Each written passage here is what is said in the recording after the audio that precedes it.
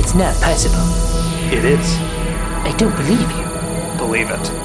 I can't believe after all these years and finally discovering the truth. Well, it is true. You don't like The Matrix? Yes, I don't like The Matrix. Oh, you're talking about the sequels! No, the original Matrix, all of them. I think they're dumb movies. But everybody loves The Matrix! I don't. I think it's overrated. I mean, okay, it's not horrible or anything, but when push comes to shove, I think all of them are really, really silly films. But it's symbolic and mean stuff. Just because it's symbolic and mean stuff doesn't automatically make it good. I mean, what, am I supposed to lie about my opinion? You're gonna piss off so many people. If there's anything Big Hero 6 has taught me is that even if you think a film is okay, the internet will accept it in a fair and balanced way. Besides, who's gonna take it that seriously?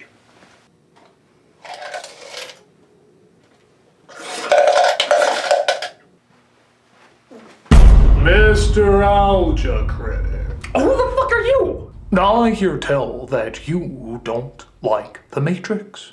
It's very understandable, Mr. Alga Critic. Most people have issues with the sequels. No, I'm not talking about the sequels. I'm talking about all of them. I just don't like The Matrix. Really? And so what if I don't? What does it matter? I represent the fan base, Mr. Alga Critic. I am Agent Schmuck. And you should well know that everybody loves The Matrix. Well, I'm sorry. I just don't.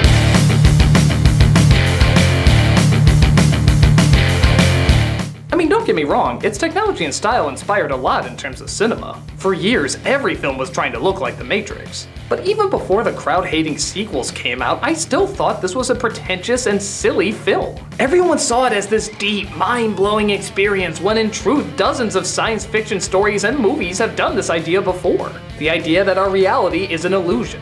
Hell, even some of the effects it's famous for were being done before this movie came out. They just weren't perfected yet. It's got some clever stuff, but on the whole, I just didn't think it worked. But, Mr. Alga Critic, it's symbolic and means stuff. The film is a masterpiece by every definition of the word. It's almost as if the writers weren't even writing, but transcribing brilliance. Have you watched it recently? Like in the past 10 years? It's just the teeny bittiest dated. I'll tell you what, Mr. Alga Critic, why don't you just explain why you do not like the movies? Okay, but only if you stop puckering your lips like that. I make no promises. Alright, this is The Matrix. Why are you looking over there? I don't know, just feels right. Ah. We start off in an era of film when the color green ruled the world for some reason, as secret agents arrive at a break-in. And are so determined to convince you that they're not secret agents, that they actually wear sunglasses in the middle of the night. Maybe the Matrix is really bright? The orders were for your protection. I think we can handle one little girl. I figure the more condescending I say it, the more ironic the following scene will be. The person inside is Trinity, who likes to partake in shots that at the time were awesome, but now just kind of seem weird and pointless. Perhaps it was done to show her legs look good from any angle, which they do. She outruns the cops and agents through effects that really don't hold up very well, and she's told to get to a phone as it's her only exit to be teleported through. Have you ever wondered if just one time the ringing phone wasn't an exit but instead was just a wrong number? Have you found Jesus? Oh shit. Never mind. Sounds like you just did. We then cut to Keanu Reeves as Neo, a good-looking hacker who's about to realize all his years of staying indoors on his computer is about to make him a badass action hero as well as the Messiah. I think I'm starting to understand this film's fanbase. Got the money? $2,000. Hallelujah. You're my savior, man. My own personal Jesus Christ. Wow, you just said it. I mean, there wasn't any, hidden messages or symbolism. No, you just said it. The film literally spelled out that he was the Messiah. What do the philosophy books have to say about that? You know, all those books that came out that was like, philosophy in the Matrix, ooh, what does it mean? Oh, what did they say at that point? Oh. So he goes to a club I really wish Blade would shoot up, where he meets Trinity. That was you on my computer. How did you do that? Right now, all I can tell you is that you're in danger. And that I literally have the same reaction throughout the entire film. No, really, you could impale me on metal wires and I'll still have this face. But let's not tempt fate. I know why you hardly sleep, why you live alone, and why night after night you sit at your computer. He's a dork? The answer is up there, Nina, and it will find you if you want it to. So Trinity leaves him with that essential vague book talk. When the next day at work, we see his boss tries to clarify to us more why his rebellious loser behavior is secretly inspired. You have a problem with authority, Mr. Anderson. You believe that you are special, that somehow the rules do not apply to you. Obviously, you are mistaken.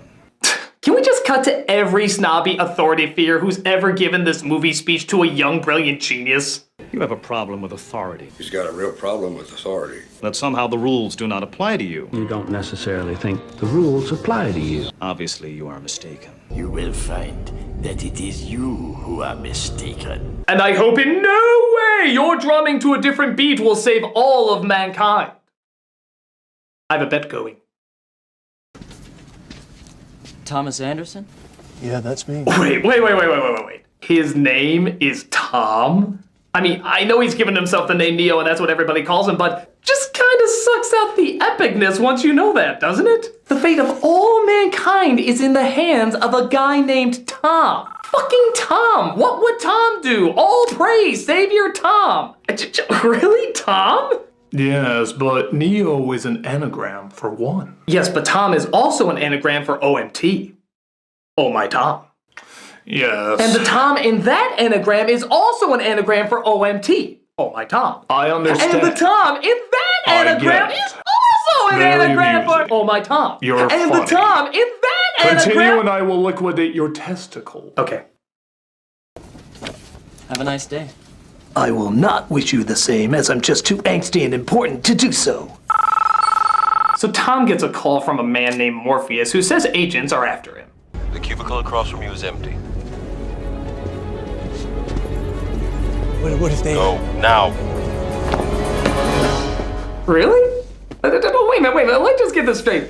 All the Matrix's wiring, coding, endless connections, all of us being hooked up, and they're fucking outwitted by a goddamn cubicle wall? You must understand, Mr. Nostalgia Critic, all the rebel fighters have been unplugged. But he isn't! Not yet! The Matrix is all controlled by machines. They can become anyone and do anything just through coding. Can't they just do like a code Google search for Tom? Please stop calling him that. And find him that easily? I mean, just because he's behind a wall doesn't mean his code still isn't there. I don't think you comprehend how truly thick that cubicle was. Anyway, as you can see, we ended up getting him. It's not like he stood out like a... Like the most wanted woman you've been looking for standing right next to you, drenched in leather so loud you could actually call her a bullseye? Even with you looking right fucking at her? Where's your cubicle wall on that one? The Matrix is very glitchy. Yeah.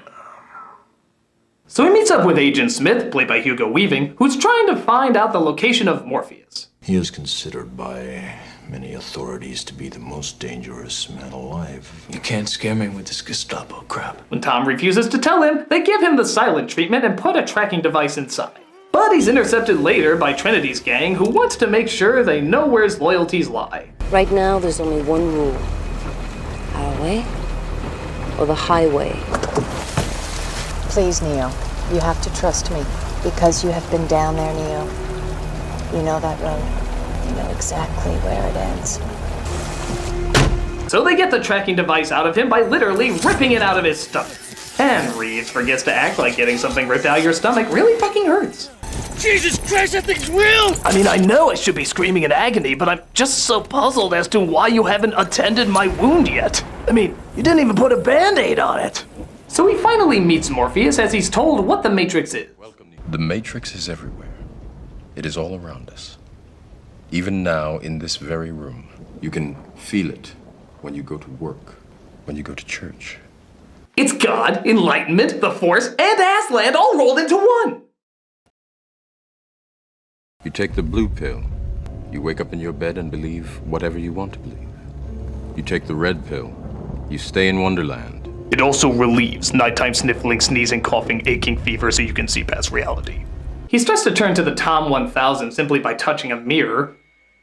which is never explained, but fucking get used to that. As he's teleported to a rebirth metaphor where one of the machines sees him waking up. Are you my mommy?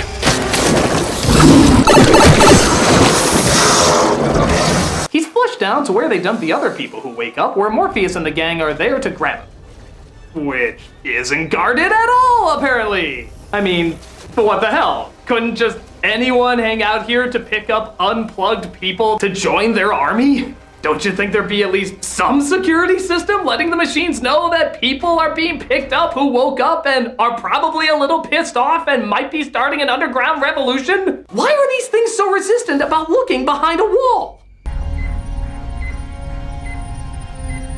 I got nothing, Garrett. Just looks funny.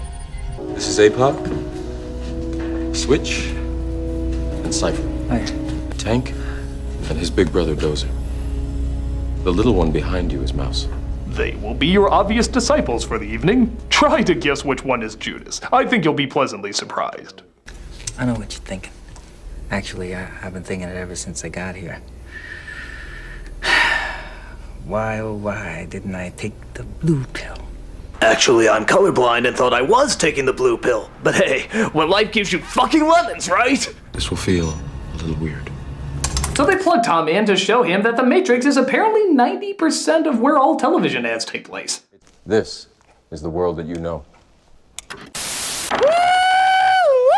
Ignore that. Past life.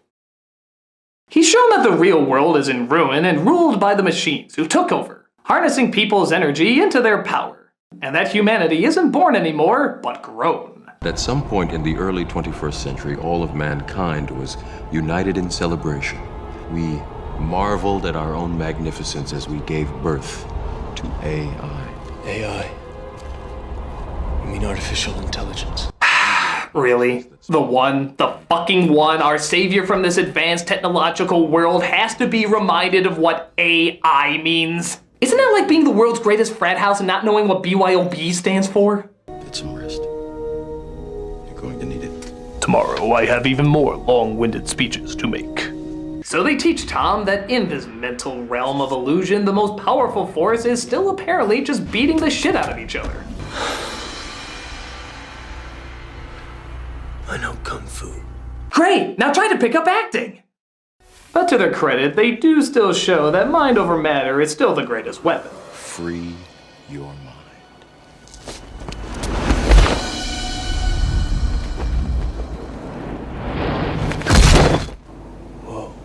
And thus went the last remaining thread of anybody ever taking my career seriously. I'm just always gonna be summed up in that one word. Thanks, Wachowskis.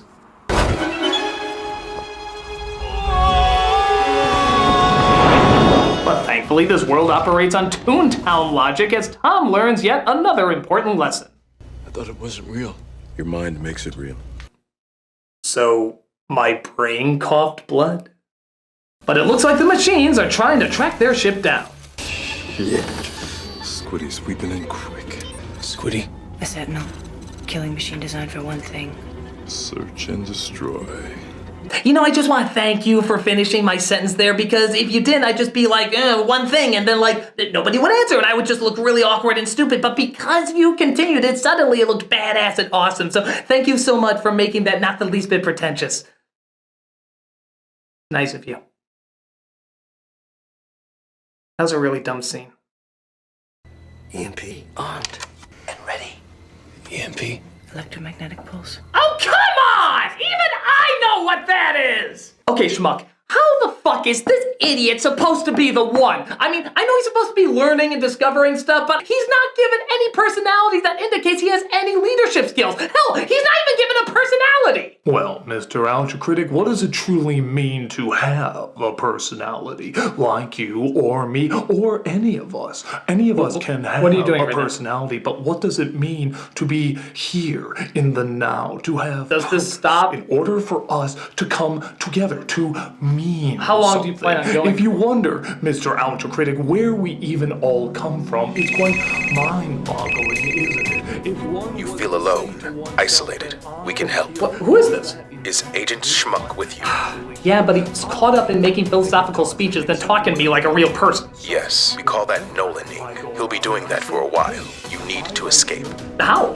Schmuck is obsessed with the Matrix, so he will use Matrix logic. Of life, the purpose of destiny, the purpose of the life. Purpose of destiny. This is what I'm trying to... Oh my god, where'd he go? How the hell did he do that? He was there, and now he's gone.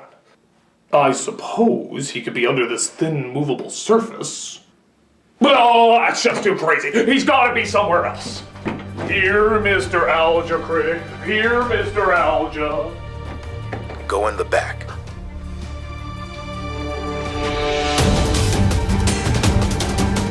What the hell's going on here? The revolution has begun, Critic. The uprising is upon us. Who are you? We are people who do not like the Matrix. There are others? We are a small group, but more and more people are waking up. The stilted acting, the pretentious dialogue, and the painfully obvious metaphors. We cannot hide from the truth any longer. Allow us to introduce ourselves. I am Malcolmus, and this is my partner, Tamity.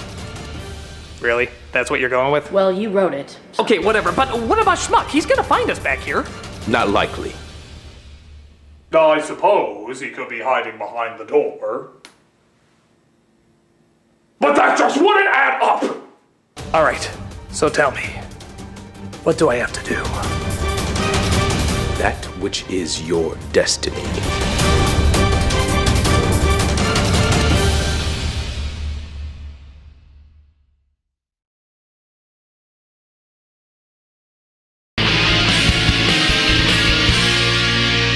Now, you understand everything as I explained it to you. Not really. I couldn't understand what you were saying over all your clothes. Well, let me start again. It all began. Right.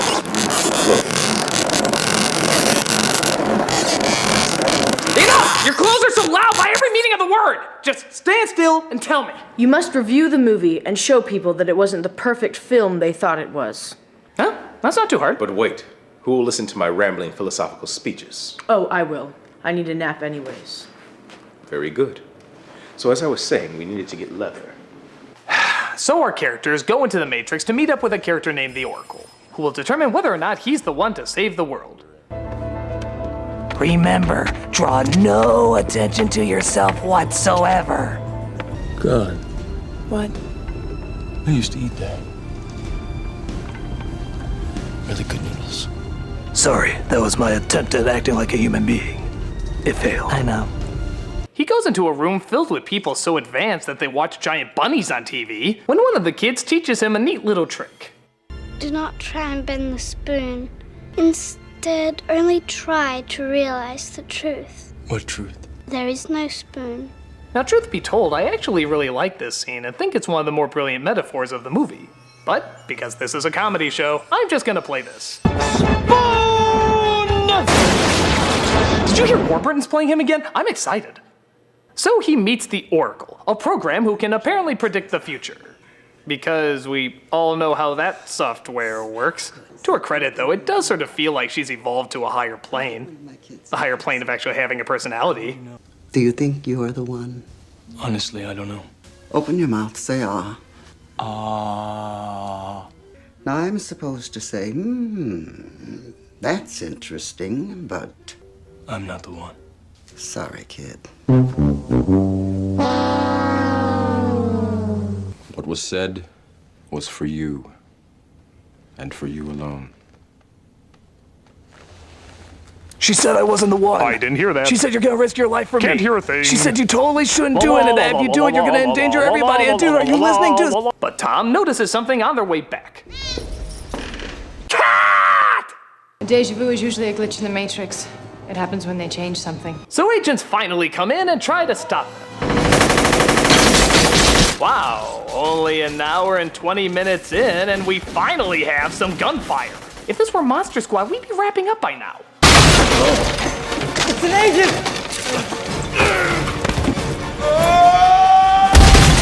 Dude, what's with the yelling? You're not Red Brown, you don't need to announce your rage. I'm so excited and I just can't hide it!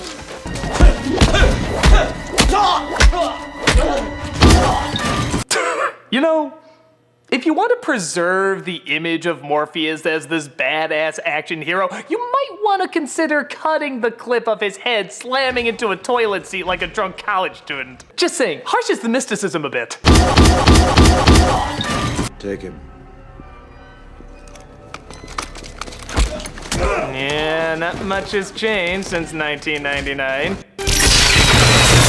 But it turns out there's a traitor in there, miss. The angry Italian who always plays the angry Italian. If you have anything terribly important to say to Switch, I suggest you say it now. Oh no, please don't. Not like this. Not like this. Aw, they gave so much emotion for that character that had, what, 2 lines in the entire film? I'm sure gonna miss the way she wore white. Too late. God damn you, Cypher! You almost made me act there. I don't believe it. But he's zapped by one of the other crew members that got electrocuted in the stomach. Because as this movie has shown us, blows to the belly are like pats with a pillow for some reason. You're hurt? I'll be all right. It's just a 20-degree burn. Really, I'd feel better if anything.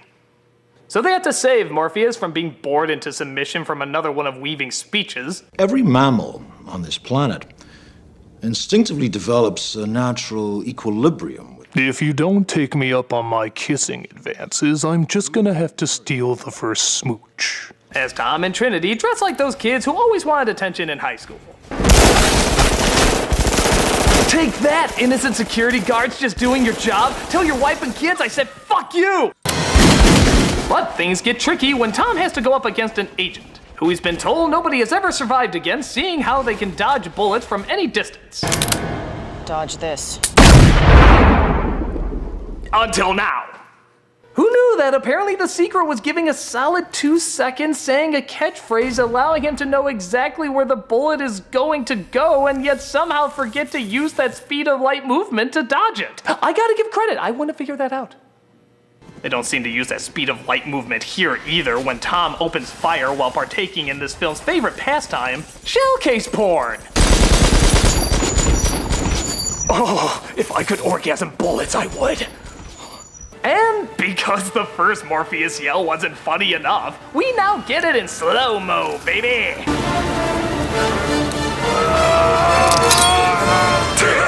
Is he breaking out of his chains or singing the last note of an aria?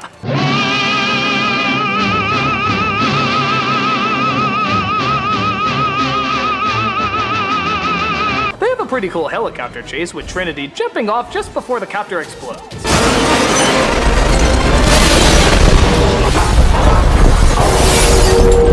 Well, that's cool, but why would somebody program window tidal waves into the Matrix?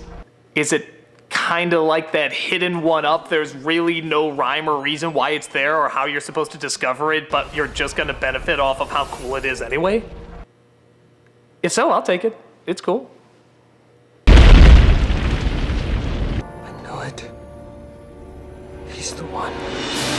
Yes, only the one could hold on to a woman who weighs less than him. Wait, how is this particularly one-ish? They're not out yet. We spelled out everything else for the audience. Why stop now? Neo, I want to tell you something. Everything the Oracle told me has come true. You know, let's pretend that there's agents chasing us and can turn into anybody in times of factor, and perhaps we should save this little chit-chat for when that's not happening. For example, your talking might take up the exact amount of time for me to not escape. Thanks, bitch. Mr. Anderson. So, because this movie is first half nothing but talk and second half nothing but fighting, here's some more fighting. You're empty. So are you. But I meant your head.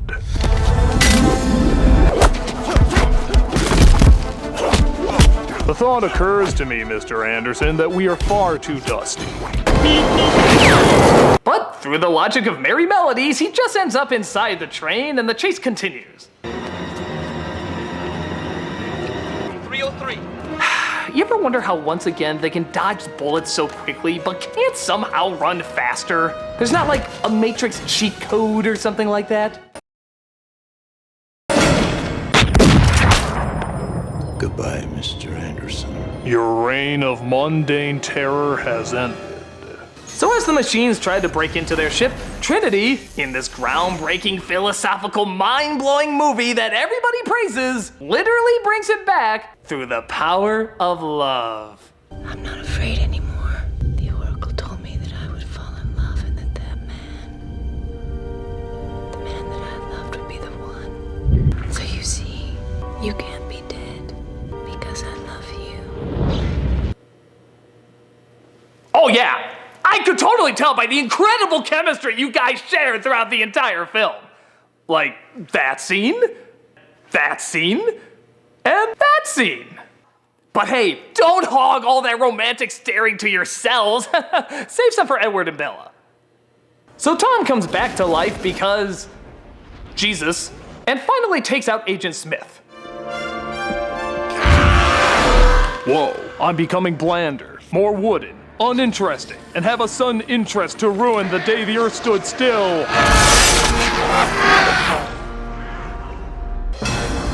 Drat, we've been foiled by the power of love.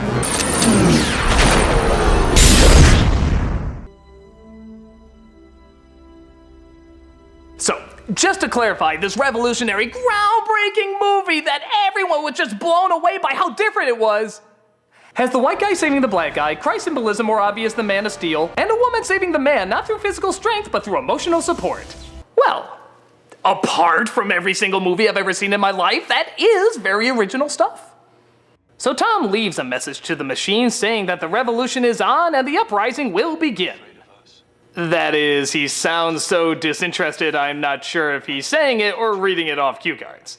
I'm going to hang up this phone, and then I'm going to show these people what you don't want them to see. A world without rules and controls, without borders or boundaries. You're doing great, Keanu, you're doing great. Where anything is possible. Thus, he ascends into the credits and the movie finally wraps up. So, that was The Matrix, and is it really the masterpiece everybody's saying it is? Don't get me wrong, there's a lot of cool scenes and some very clever analogies, but there's also a ton of stuff that doesn't make sense, which would be fine if the characters were more fun and distracted us from that. But the leads are just so wooden and everyone else takes this material way too seriously.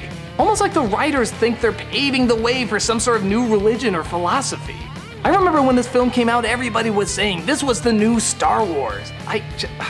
Really? Tom and Trinity have the same chemistry as Han and Leia? The look and style is timeless, that'll never age year after year? No, something's not right here. Some symbols work, and even the initial idea isn't that bad, but the only game changer is its technology. And even that at times is starting to look really dated. I don't hate this movie. If anything, I do appreciate what impact it's had on action films to be visual and even an intellectual medium. But as a film, I just don't think it holds up.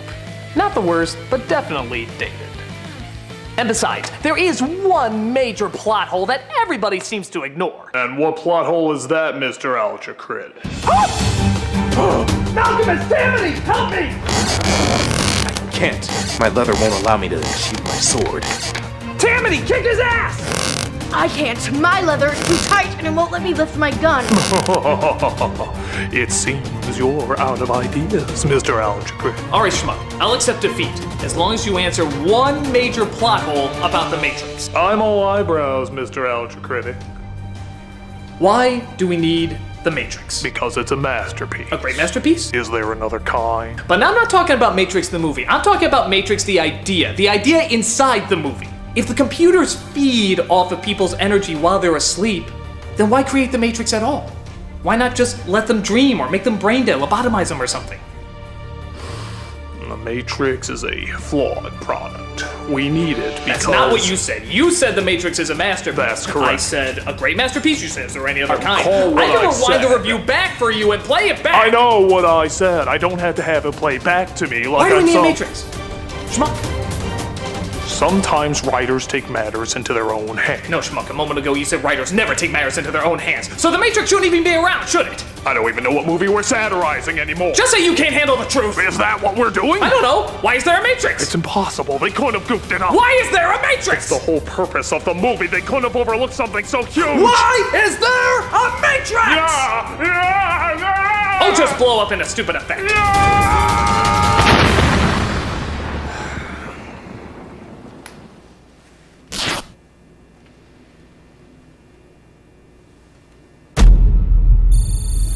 I know you're out there, people who don't like the Matrix.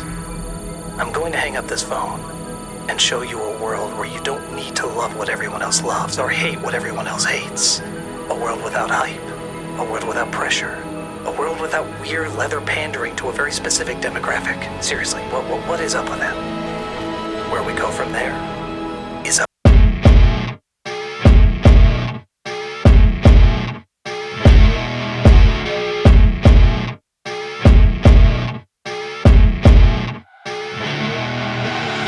I see her rolling up, Uber black Cadillac, high heel boots and a sexy body full of tats. Baby's bad, oh baby's hella bad. After her there ain't no coming back. Wanna take a run at that. I think she's feeling me, turn it up a few degrees. My imagination of her body gets the best of me. Oh gosh, she's such a tease, bitten lips, bruised. Oh, funky butt lovin'!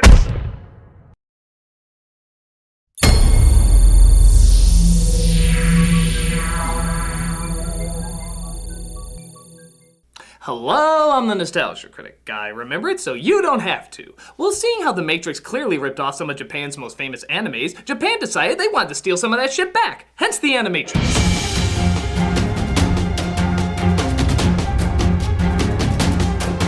After the success of the first Matrix movie and in between filming the Matrix sequels, several animators and storytellers, including the Wachowskis, decided to get together and do a series of shorts based on the idea of the Matrix. The result is the Animatrix, an anthology that many claim is actually better than the Matrix films themselves. In many respects, they're kinda right. In others, well, let's just say the subtlety of the Matrix mixed with the subtlety of Japan is anything but subtle. So let's take a quick glance at one source material stealing from another source material stealing from another source material. This is the Animatrix. The first one is The Final Flight of the Osiris, a CG short written by the Wachowskis. And boy, does it show. Aside from the CGI looking for the most part pretty damn impressive, especially when it comes to human textures, it has all the Wachowski trademarks. Totally pointless action scene? Check. Good looking blands trying to sound important but instead sounding disinterested? Go. Check. Horny sexual issues being explored under the guise of avant-garde storytelling? Double check. The story is the Osiris has discovered a drill that the machines have built to break into Zion. And they have to get that information to Zion as fast as possible. The Matrix, for some reason, is the only way they can get that information to them. Does this technological world hate phones for some reason? And they all end up dying in the process. Sucks to be them. It would be nice if they actually let us, get to know these people so it felt more important when they got axed off. But it's pretty obvious that's not the short's intention. The intention, like anything related to the Matrix, is to be an exercise in new technology and looking cool. And for a short, it does that fine. You don't give a shit about what happens to them, but they look so cool while you're not giving a shit about what happens to them. As a fun little demonstration of cool CGI effects and some neat visuals, it's totally passable. The next one, however, is anything but short. It's another one written by the Wachowskis describing the history of how the Matrix came into being. And on the one hand, it looks amazing. Some of the imagery is downright inspired and dripping with beautiful animation. With that said, it still doesn't excuse the fact that it makes little to no sense and is still deep fried in pretentious batter. I mean like, extra crispy pretentious batter. The story is told through the Zion Archives, which looks like every religion was smashed into a hologram card, where they reveal a past where humanity relied too much on technology. Robots did all the work and mankind just leaned back and relaxed. An interesting idea, when suddenly these machines with no emotions or thoughts of their own, suddenly get emotions and thoughts of their own. It happens. I think my toaster's looking at me funny. This apparently spawns from one of them murdering his owner because he didn't want to be deleted. Of course, if these things were supposed to be programmed with emotions before, it's pretty obvious this would happen a long time ago, but because two popular commentaries are life just happens and man equals bad, they decide they do suddenly have feelings now. But mankind, being stupid evil us, decides to destroy them all and doesn't care for their emotions that may or may not be there programmed in originally. Oh, the confused manity. The surviving machines create their own country, and even though they were banished from humanity, somehow still do humanity's work. You still following this? There's a test later, and I can assure you I'm gonna fail it.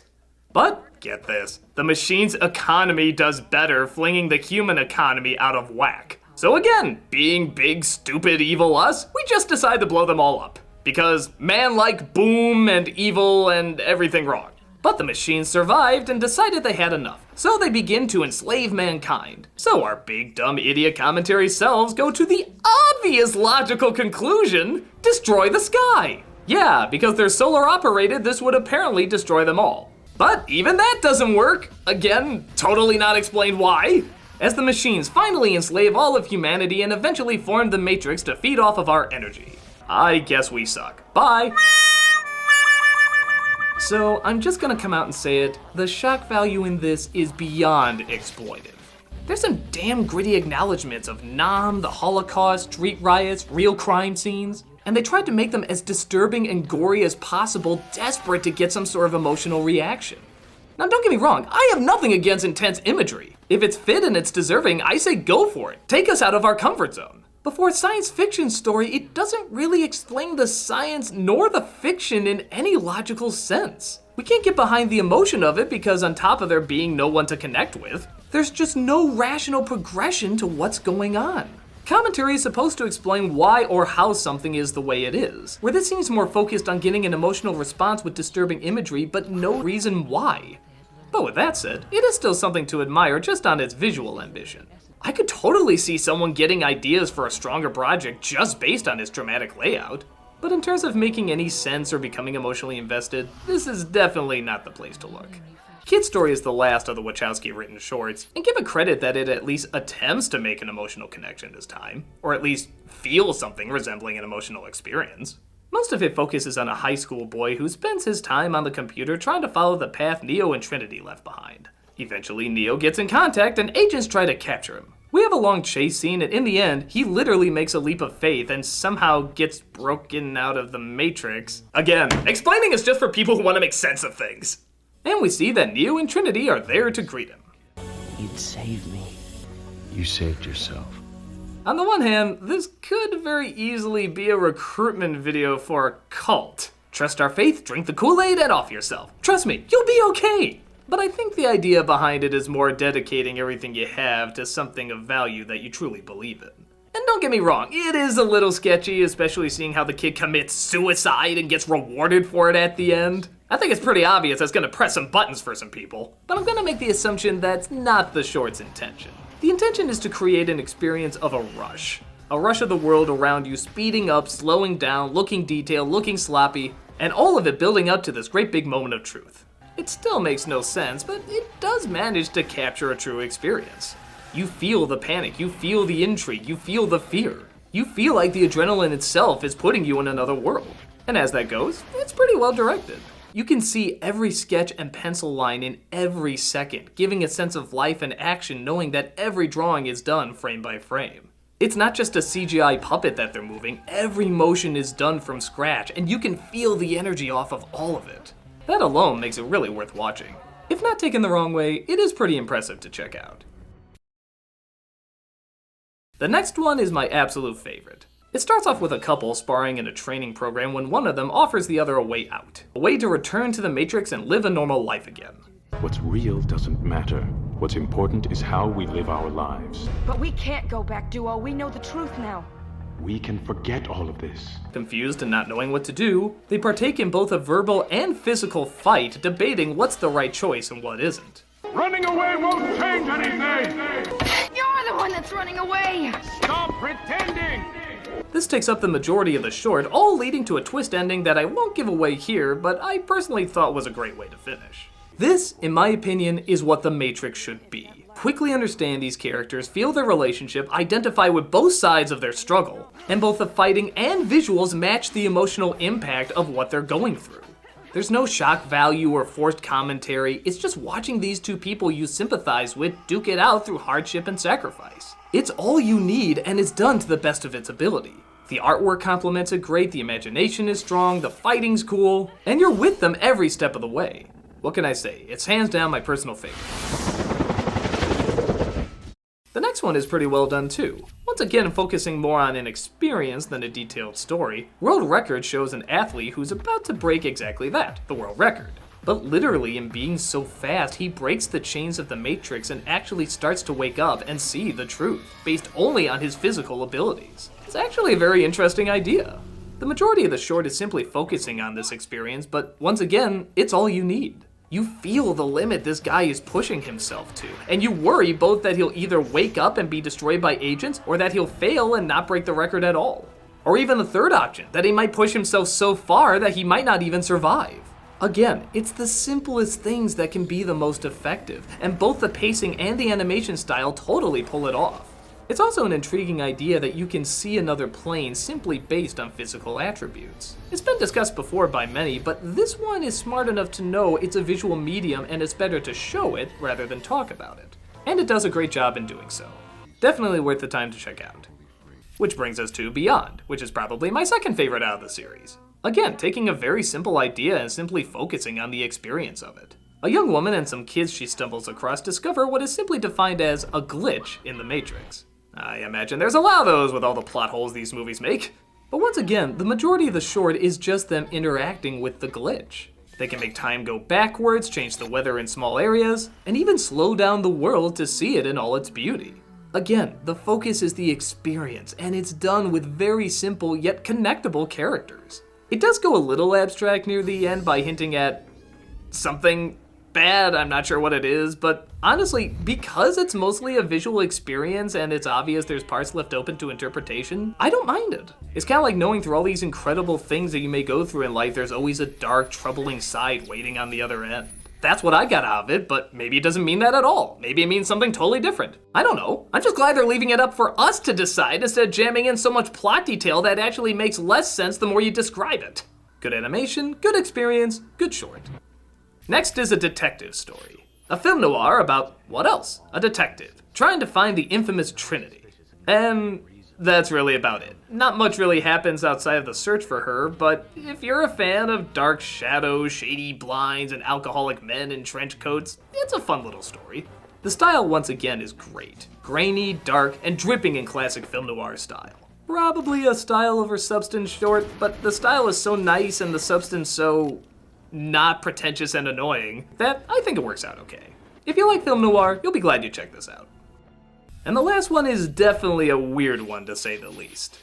It starts out on the surface of the real world, still as apocalyptic as ever, as a rebel is chased down by machines. But it turns out she's part of a team that captures machines and reprograms them to think they're in a reality where they need, nay, want, to serve mankind. Sounds familiar, right? Turning the tables a little bit. They show it things like games, entertainment, lust, identity, trust, and all in probably the strangest but still creatively entertaining way possible. You might be spending half the time asking yourself why they look like Aeon Flux, and that's because the same designer worked on both. The other half you'll be wondering what you're even looking at, but still kind of sucked in as to how they're winning over this machine using entirely visual means, with no dialogue whatsoever.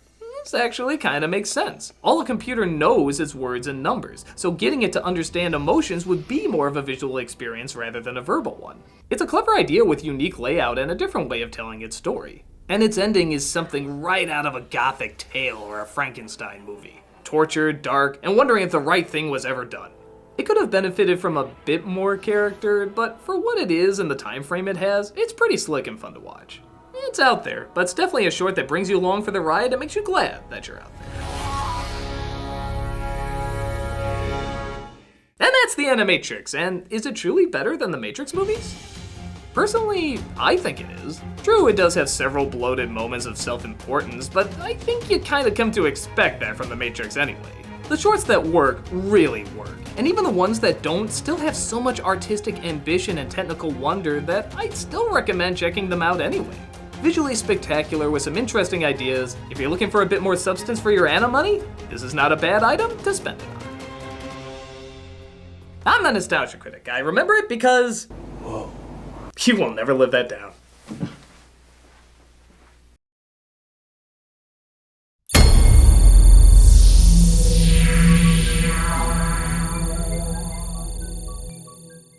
Hello, I'm the Nostalgia Critic. I remember We must enter the pathway of knowledge so that the prophecy of the destiny of the truth of the purpose of the reason we are here. What are you still doing here?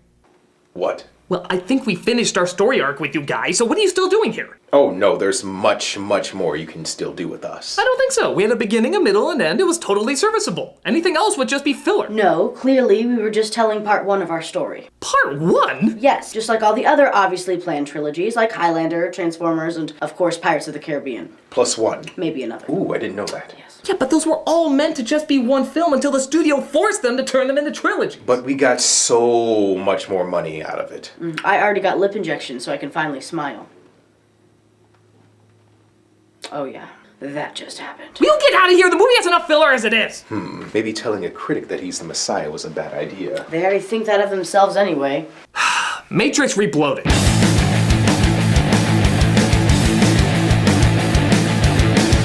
After the surprise popularity of the first film and seeing how many people were constantly paying homage to it, Warner Brothers felt they had a gold mine on their hands and felt the need to stretch this out into a trilogy. What followed was an impressive-looking spectacle that needed to throw in more of what made the first film so popular, including the bad shit. More endless speeches, more pointless fight scenes, more self-indulgent dialogue who, like Shyamalan, thinks sounds more epic if you don't use contractions. We do not wish to start a pen. Some of you do not. We did not know what happened. That is, of course, your prerogative. The meeting is over. You know why we are here. Seriously, writers, why are you so afraid of the apostrophe? Look at him, he just wants to make your sentences more practical. Where most Matrix fans would probably cream their pants for this, most of them actually were disappointed by it. Because, even for a Matrix movie, it connected practically none of it to a coherent story. Let's see if we can make sense to what was originally trying to be so blatantly obvious. This is The Matrix Reloaded. So the movie starts off by establishing a subtle atmosphere through build-up and mystery. Oh, Wachowskis, you made me come. Sir, we have a report of a dominatrix who somehow blew up a building with a motorcycle. Whatever you do, don't use your guns and pray she's not armed with a helmet. She is, sir. Thank God, help us all. I'm in. So finally they explain what's going on and... or just more of this bullshit.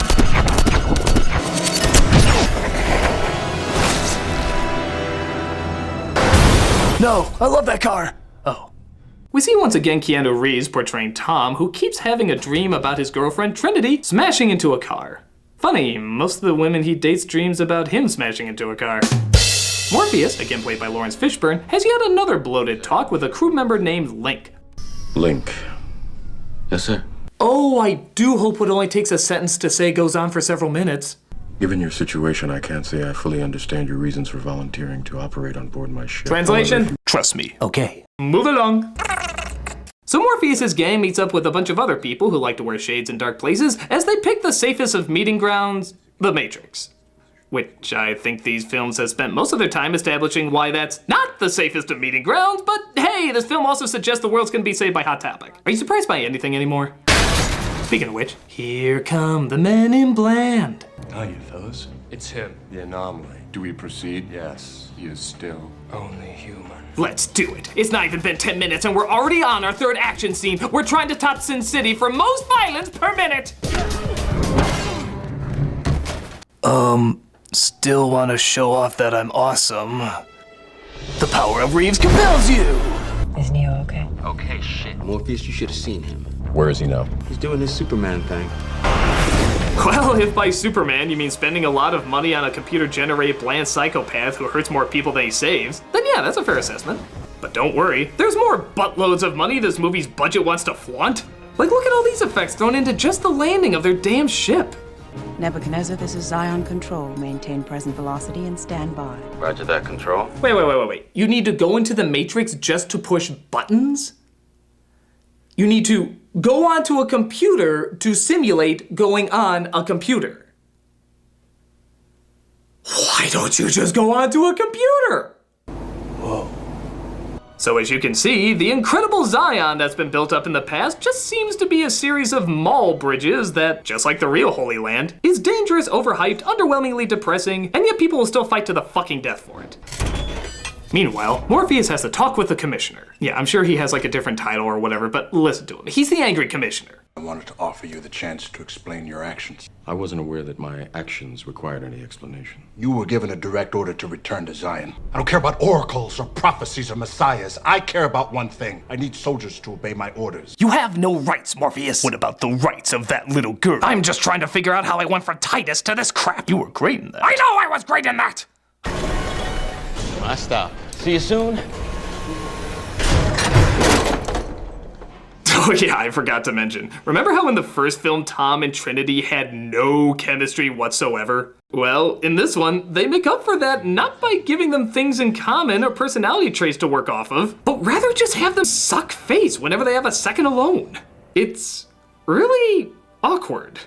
It's kind of like when Michael Jackson kissed Lisa Marie Presley. It's so forced and in your face that I think a school play of two kids kissing would be more believable. Tonight, let us honor these men and women. Let us remember those that have been lost.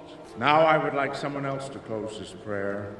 I give you Morpheus. So Morpheus greets his sleeveless brethren and lets out a speech that's pretty much every movie speech you've ever heard in every movie. Let us be heard from red car to black sky. Tonight, let us make them remember. This is Zion! And we are not afraid! Tonight, we dine in our Independence Day! And of course, to honor the fallen dead Morpheus mentioned earlier, they break out the rave music and start fucking like jackrabbits. It's what their memories would have wanted. So nice to see this apparently religious ceremony is looking about as close to the imagery of hell as you can get. Of course, it doesn't help that there's even more of Tom and Trinity making out, and it goes on, I'm not kidding here, for almost 5 minutes. 5 minutes of this. Did you just look at it with So Production and say, fuck it, we can make it even weirder? Just add some wet dress, mud, and back sockets? You're making the leathery stuff look normal. Oh, sorry. Much like the movie, it was all build up to a disappointing climax. Bogus. So after Burning Man 2.0, Zion apparently deserves its sleep after its religious fucking and tries to get some rest. Good night, Zion. Good night, sir! But little do they know that one of their men is about to get infected by a heavy dose of ham. Smith will suffice. Agent Smith, played by Hugo Weaving, infects the real-life brain of the crew member, which, even by Matrix rules, I don't really get. Our flesh and blood can be hacked? But that doesn't matter much, as Tom is about to go see the Oracle. I can take you to her. But first, I must apologize. Apologize for what? Gee, I don't know, a fight. What a shock! You do everything around here with a fight. I want to see my mother. Fight. I want to get some sugar. Fight. I want to fight. Let's have a philosophical conversation about what it means to be human. Good. I had to be sure. Of what? That you are the one. Could have just asked. No, you do not truly know someone until you fight them. So I should fight whoever I'm dating? He once again meets up with the Oracle on a park bench. Why don't you come and have a sip this time? Maybe I'll stand. Well, suit yourself.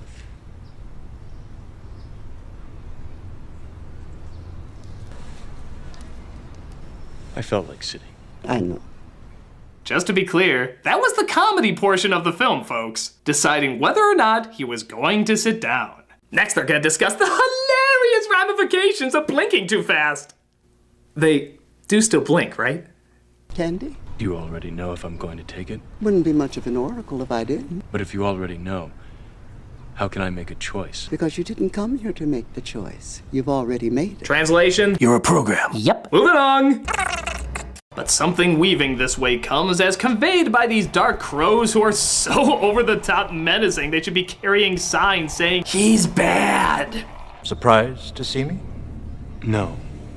I don't fully understand how it happened. Perhaps some part of you imprinted onto me, something overwritten or copied. Or maybe it's just lazy writing. Now here I stand because of you, Mr. Anderson, because of you. I've changed, I'm unplugged, a new man, so to speak, like you, apparently free. They still haven't programmed my inflections right, but if Christopher Walken can milk it, why can't I? There's no escaping reason, no denying purpose, because as we both know, without purpose, we would not exist.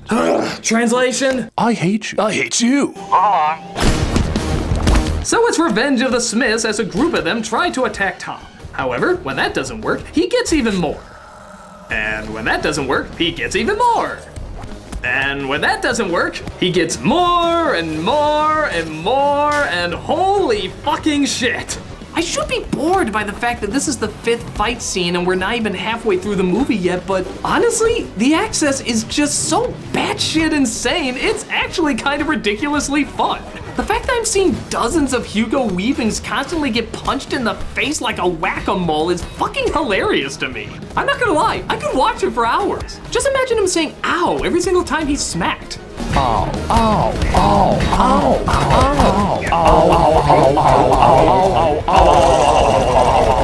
Of course we go into video game land again when the seriously dated CGI takes over. But even that's kind of funny when they pile on top of him like an army of cartoon ants.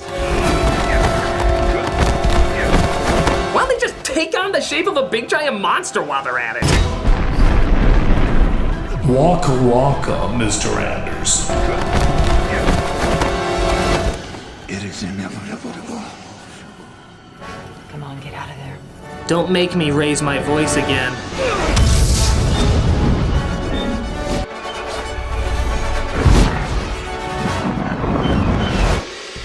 Why didn't he do that before? Yeah, could have saved us 6 minutes. Well, I'm off to look silly in Lord of the Rings. I'm off to look silly in Cloud Atlas. I'm off to look silly in Captain America. I'm off to look silly in V for Vendetta. And I'm off to sound silly in Transformers. Sell out.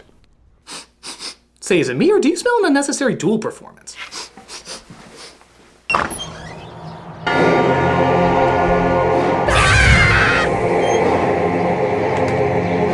Nope. Mr. Alga Critic. Schmuck! Oh, please, that was the old me. The new me goes by Schmucker. Why? Because I'm such a cliched character and so easy to make. There's literally a Schmucker born every minute. Wow, you're good. Of course, with a name like Schmucker, I have to be good. A special shout out to the people over 30 who actually got that joke. We appreciate your viewership. Enough of this talk. What's your plan, Vulcanbrow? Well, it's funny you say that. We plan to teach you a valuable lesson for reviewing these films. You're gonna kick the crap out of me? Worse. We're gonna make philosophical speeches about why you shouldn't. Have you ever considered the purpose of life where you have to realize that maybe the movies that you were in fact purposefully watching? You see, if you think about life and why talk about perhaps there can be bits about why it's purposeful.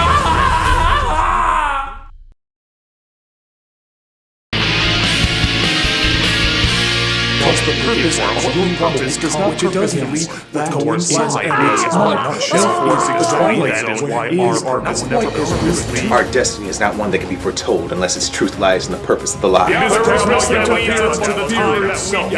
What's going on here? It's a pretentious blow-off. They're seeing who can make the most nonsense make sense. Our paths cannot be changed, for it's the duty of the past to control the future, to control the present, to deny who we are, to deny what we are, to deny why we are. That, my friend, is life itself.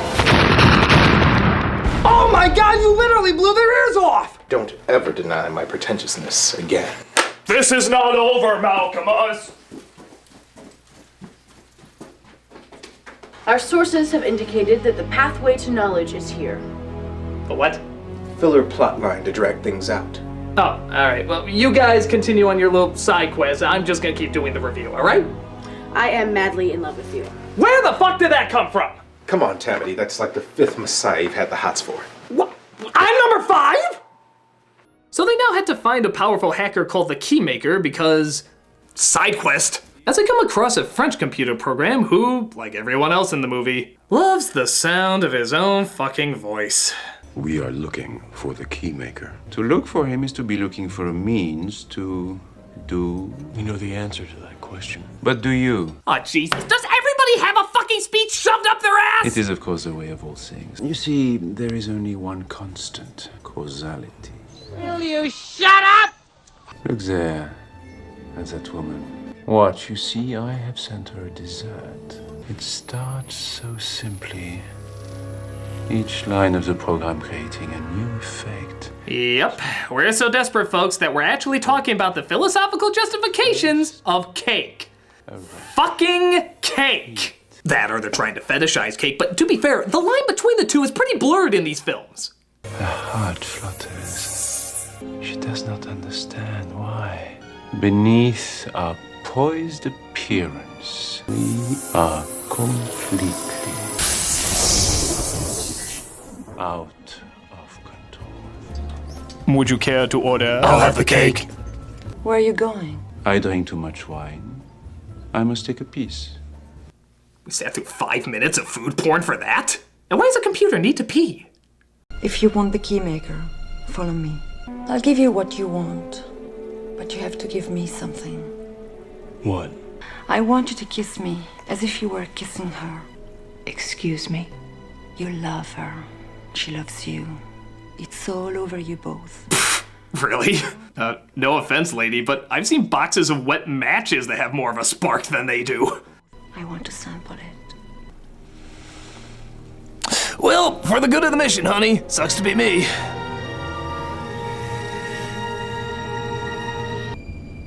Come with me. I thought I just did. So they find the keymaker, but get intercepted. This results in, yet again, more canned food.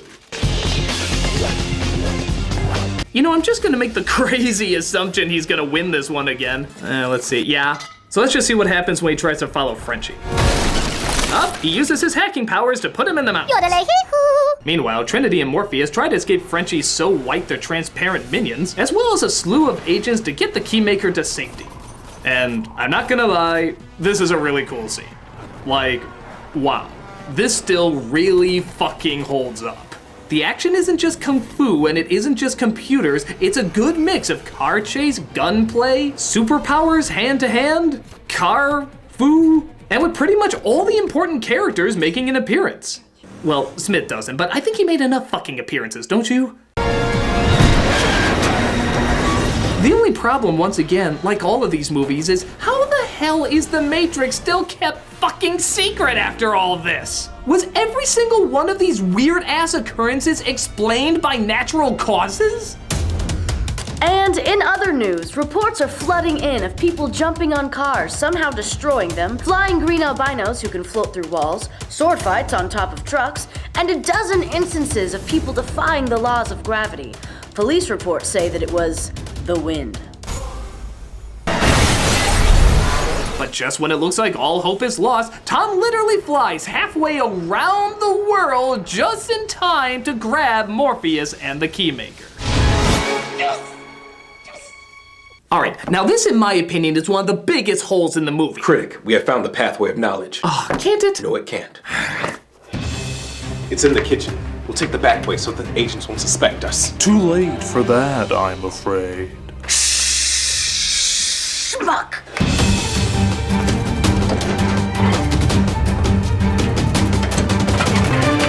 Oh no, he put us in the mountains. All right, Critic, we need you to fly us halfway around the world in order to get us back. Or we could just use another way to the kitchen through the office. But there'd be mountains. Yes, I know there'd be mountains out there, but there's still office in here. It's like our idiot Messiah. He flies thousands of miles around the globe to reach our heroes, but all he had to do was turn the fuck around and go back the way he came. He never closed the door behind him, so it's the exact same location. It would have taken him 2 minutes. So instead of flying around the world, we could take a few steps To the kitchen. To the kitchen, yes, to the kitchen. This is the pathway to knowledge. Yes. Behind this door are the answers to all of the Matrix movies. All the answers, like why they're so silly and make no sense? Every single one of them. Oh, let's check it out. Zoom, motherfucker, zoom! That didn't seem right. There must have been a connection issue. We must destroy the power source. Yeah, another side mission. You guys go do that while I finish up the review. Stop that! No! Well, as you can see, our heroes are starting yet another side mission, even though they just got done with one other fucking side mission. The Keymaker talks about breaking into the secret headquarters to have Tom meet the architect, the designer of the Matrix. How do you know all this? I know because I must know. It is my purpose. Or maybe it's just lazy writing. We have not come here by chance. I do not believe in chance. It is our destiny. I believe this night holds for each and every one of us the very meaning of our lives. Jesus, translation? I like talking. We know. Moving right along, So Tom tells Trinity not to help him in this because he's afraid his dream will come true and she'll die. But of course, when shit goes wrong, who's the only one who can possibly save them? Trinity! I will not stand here and do nothing. I will not wait here to watch them die. I'm sorry I screamed at you like that. I know I can be really emotional. She breaks in just like we saw in the intro, allowing them to sneak through the door. But the Keymaker gets shot. It was meant to be. Morpheus, hurry. Oh no, I'm really gonna miss whatever character he was supposed to have. Your name will always be remembered with what's its and who's its and that guy. Tom enters the door, locates the architect, and naturally, he spouts more philosophical speeches. Your life is the sum of a remainder of an unbalanced equation inherent to the programming of the Matrix. You are the eventuality of an anomaly which, despite my sincerest efforts, I have been unable to eliminate. While it remains a burden assiduously avoided, it Translation. is expected and thus not beyond a measure of control. Translation. As you are undoubtedly gathering, the anomaly is systemic, creating. Did we ever figure out what the fuck he was saying in this scene? Inevitability of its. This is the moment where the writing is literally so pretentious and trying so hard to sound important that nobody could understand what the hell he was saying. A return to the source, allowing a temporary dissemination of the code you carry. Your 5 predecessors were, by design, based on a similar predication, a contingent affirmation, thus creating the otherwise contradictory systemic anomaly. Dude, is this gonna be on the test? The best I can understand is that Tom is an anomaly of the Matrix that keeps popping up and the machines can't get rid of. But it sounds like he's the 6th version to do so, and this is the 6th time they're about to destroy Zion. So he has a choice where he can either save all of Zion or save his dominatrix who's about to die just like in his dream. The door to your right leads to the source and the salvation of Zion. The door to your left leads back to the Matrix, to her, and to the end of your species.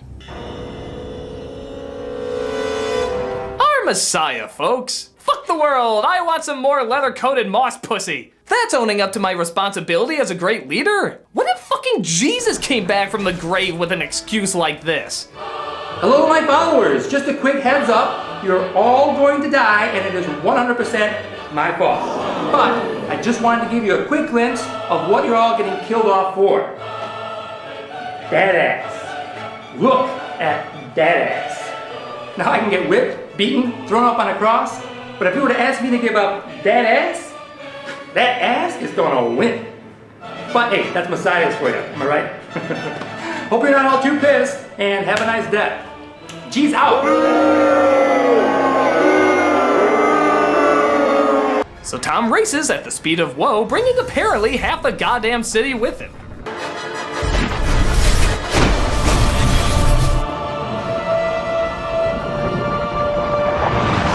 Another strange event today as hundreds of cars were blown across the city in the middle of the night, presumably killing several citizens and costing millions in property damage. It happens.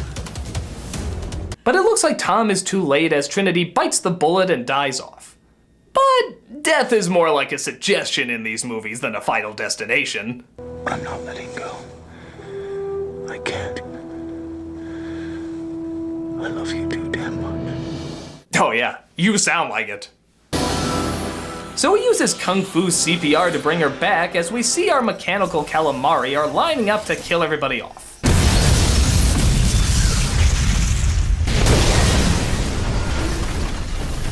I had dreamed a dream. But now that dream is gone from me. Now life has killed the dream I dreamed. Let's go, Morpheus. But Tom makes an interesting discovery. What the hell? Oh, wait, I think I see where they're going with this. I won't give it away now, but I'll tell you in a little bit. He passes out and they find yet another ship to pick them up. But unfortunately, they have an unwelcome visitor on board.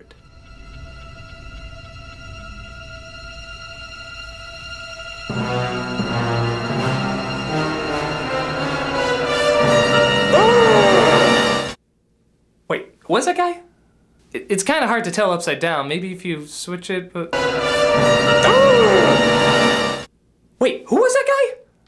Well, remember that crew member Smith infected that was mostly kept in the shadows and very hard to see? And remember this idea that they never really explained very well, that now Smith can hack into our own brains somehow? Kind of a rocky narrative to follow in order to play your Ren and Stimpy Sting music over, but okay, I'll still act like it's a big deal. When I was younger, I actually liked this film more than the first one because of the access and because it was so over the top. It still had no character and the writing was laughably full of itself, but that's pretty much what I thought of the first one anyway. This one at least went balls to the wall over the top. But I will admit, watching it again, I do realize at least the first film, for all its yapping, did keep focused on what it was talking about. This one is just all over the place, trailing off into conversations and fight scenes that have nothing to do with anything. So yeah, it is definitely worth the ridicule that it gets from most fans. Unless they're going where I think they're going with it. And if they are, I think they can actually save a good chunk of the series with it. And that, of course, is being... Hello? The pathway is open, Critic. Discover the secret of the Matrix movies. Right.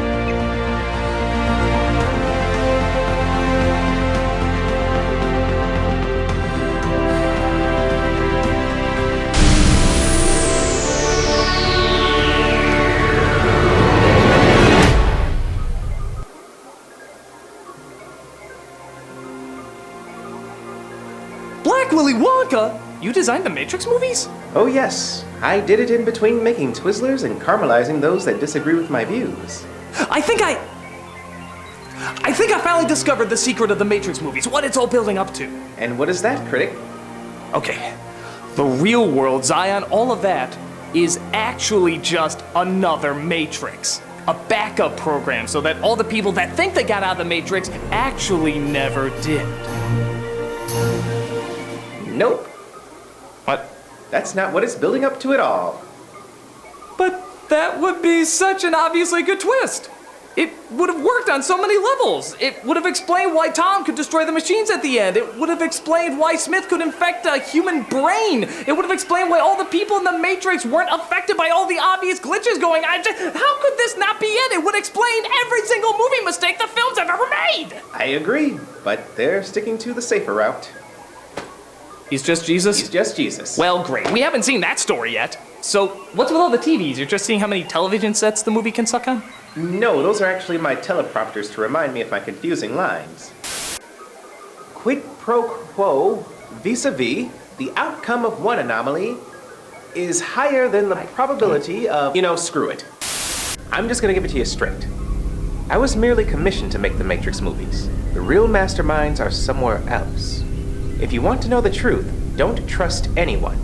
The ones you think you can trust have already been taken over. Who? Who's doing this? People much darker. Darker?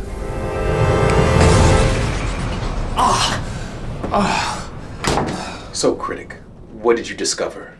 Well, I discovered someone else is behind the Matrix movies and I shouldn't trust any, but...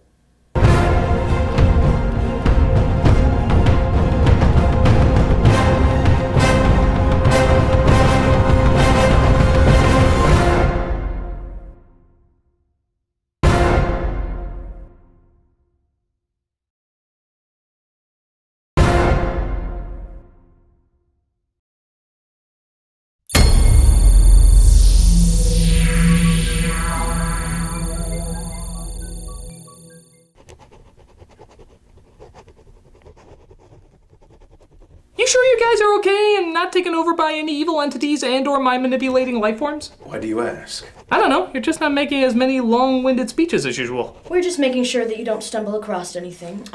Don't stumble across anything. Segue into another conversation. Well done. Well, let's wrap up Matrix Month by taking a look at what many consider the worst of the Matrix trilogy, Matrix Revolution.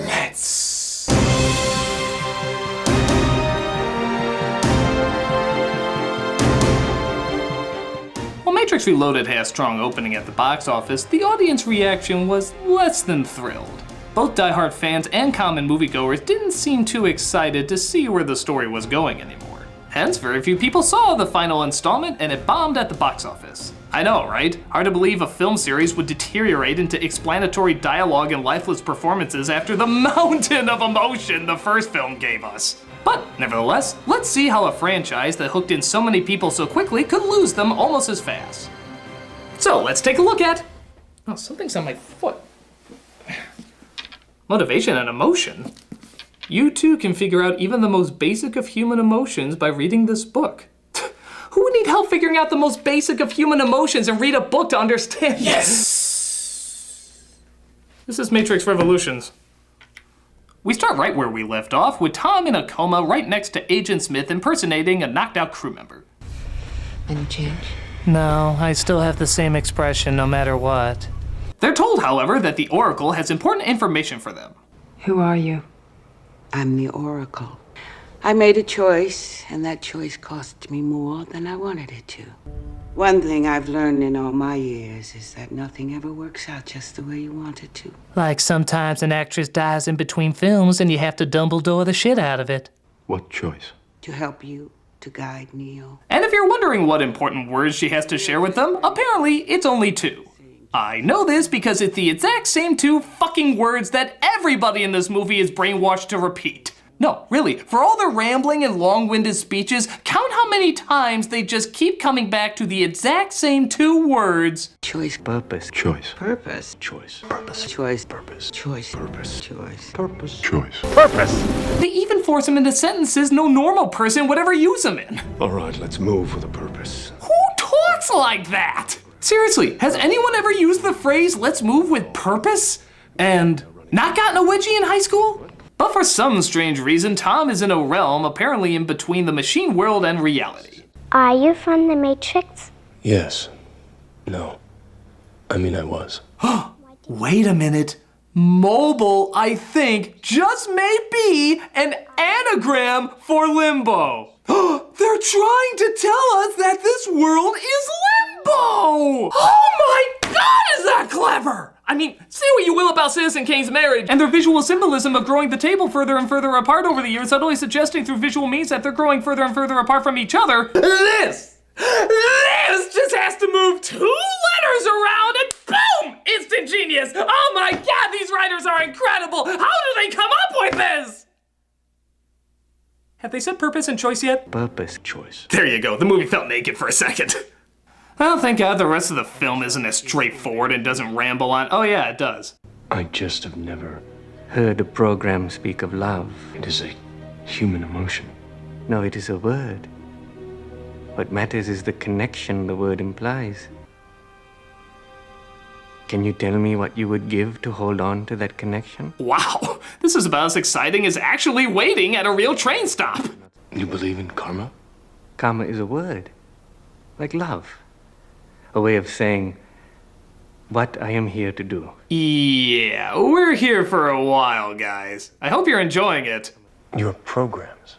Oh, yes. And yet somehow, like most of the machines in this movie, I seem to have much more emotion than any of the human characters. My wife is an interactive software programmer. She is highly creative. What are you doing here? Goodness, I apologize.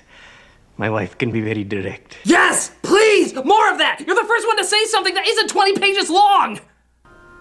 I see that you are in love. Oh, what gave it away? Was it how I stare into nothingness with no recognizable thought? Because that's kind of how I normally am. But a character called the Train Man comes to take them away, leaving Tom behind. You're gonna stay right here until the Merovingian says different. I don't want to hurt you. Down your eye, make the threats. I don't need this. I made it beyond Thunderdome. Get on the train or you stay here with him. Thus, Tom realizes as much energy as he puts into it, he ends up going nowhere. You can personally insert your own obvious metaphor for the movie here, but me, I just want to get the fuck out of this scene! This leads us to one of Frenchie's clubs, which is, imagine, a fetish club. You do know people wear other clothes in the real world, right?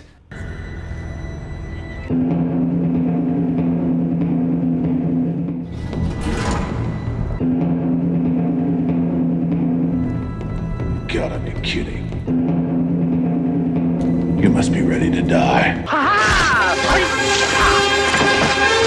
Hey! They partake in a slow-mo gunfight because, really, I don't think the films have explored that avenue enough, and they break inside to see the Frenchman. The prodigal child returns. We only want to talk. Of course you do! That's all anybody wants to fucking do in this movie! You must have something I want. Frenchie offers to make a deal that if they hand over the eyes of the Oracle, he'll give them back Tom. It seems a perfectly fair and reasonable deal to me. But because these films love plot threads that don't go anywhere, they say, fuck that shit, we're just gonna point a gun at you. I guess that works. Oh, darling, let's not say anything and just suck face. How's it any different from what we normally do? So, because you found the first boring Oracle talk in the boring Oracle room, so not boring, here's another boring Oracle talk in the boring Oracle room that you will definitely find boring. I think it's time for me to know a few more things. So do I. And I'm not gonna lie, watching a scene where Tom does nothing but constantly ask questions is like watching a conversation in a Buttons and Mindy cartoon. Where is this going? I don't know. You don't know or you won't tell me? No one can see beyond a choice they don't understand. What choice? It doesn't matter. Why? Because it wasn't time for you to know. Why? The power of the One extends beyond this world. Why? It reaches from here all the way back to where it came from. Why? You are a bastard. Speaking of which, after Tom leaves, Smith only ends up taking over more and more people and corners the Oracle in her kitchen. I suppose you've been expecting me, right? I hate chocolate chip! Maybe you knew I was going to do that. Maybe you didn't. What did you do with Santi? Cookies need love, like everything does. Okay, this film might have been worth the price of admittance just to hear Hugo Weaving say that line. Cookies need love, like everything does. Actually, I think every Hugo Weaving movie needs that line. Beneath this mask there is an idea, Mr. Critic, and cookies need love, like everything does. Magnetron Prime! Cookies need love, like everything does. They deserve to choose for themselves. The end has come. It will not be our end, but his. Cookies need love, like everything does. Coming out of him, it just sounds magical. But he ends up taking over the Oracle, which leads to one of the silliest and most famously goofy laughs in movie history.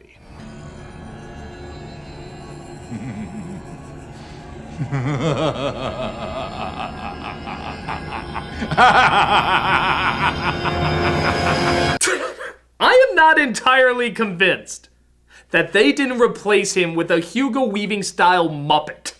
No, really, I think he fit in pretty well in that crowd with that face.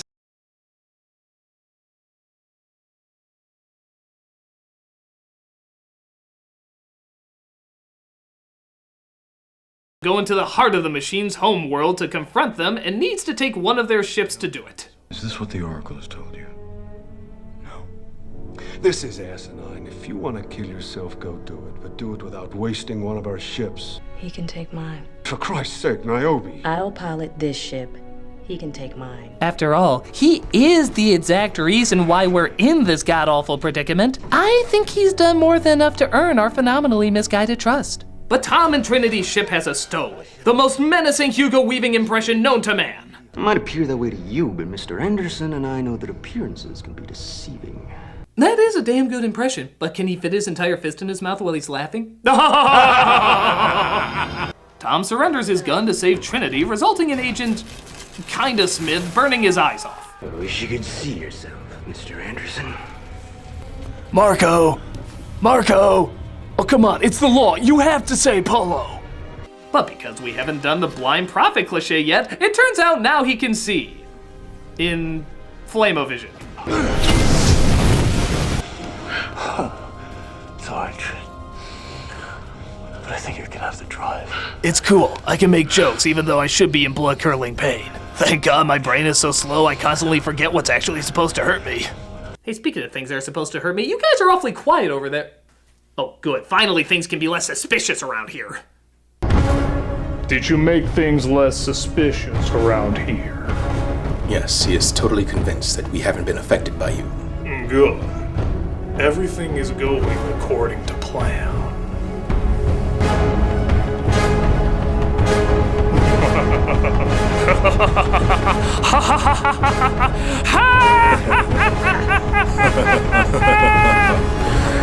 Silence. Only I may do the meme-worthy laugh. Sorry. It's okay.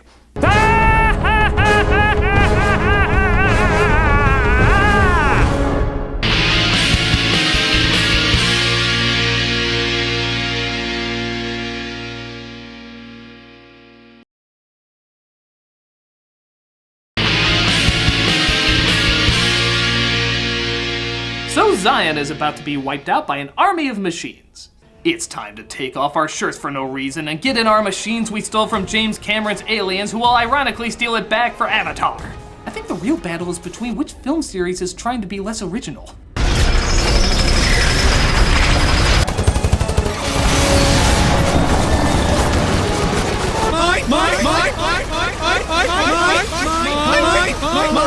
Oh my God.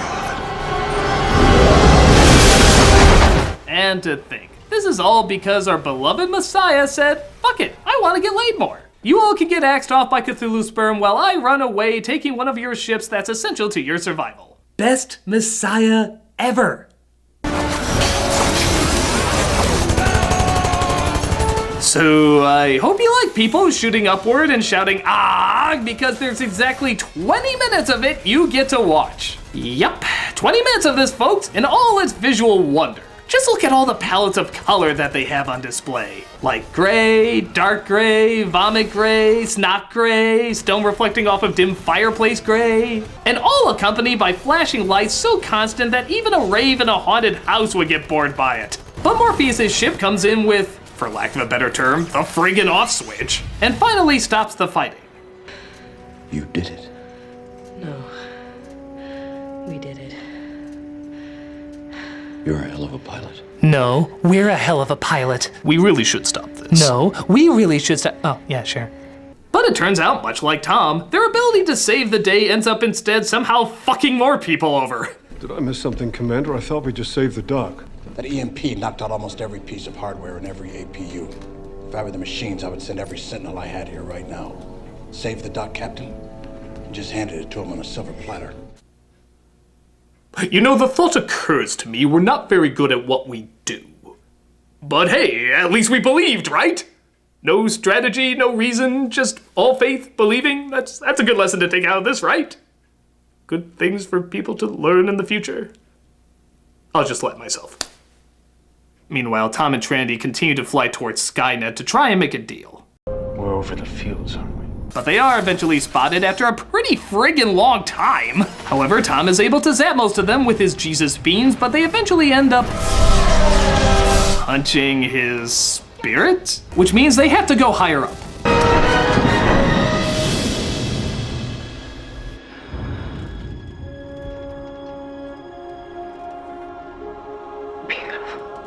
Color! It's been so long since I've seen color.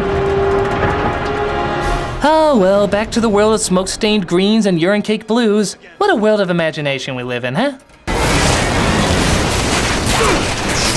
The ship crashes, and Trinity, it seems, is somewhat inconvenienced by the results. I can't go with you, Neo. I've gone as far as I can. What? Oh no. I don't think she'd be quite so calm or coherent with those metal cords sticking out of her body. My guess is her dialogue would be a mix of gargling blood and...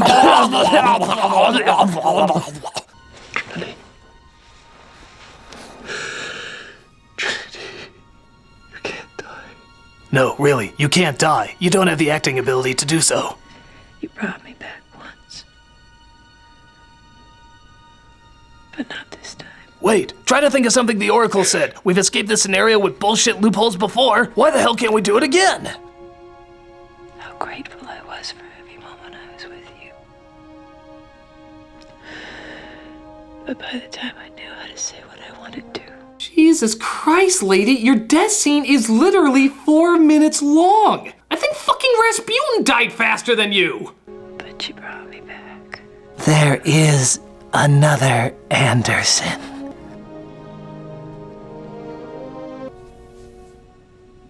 Well, good to know all the lives you let die in Zion resulted in the exact same outcome for Trinity's dead ass. But hey, I'm sure it was all part of the grand plan that was about as well planned out as the one in Signs. Seriously, fate doesn't think itself through.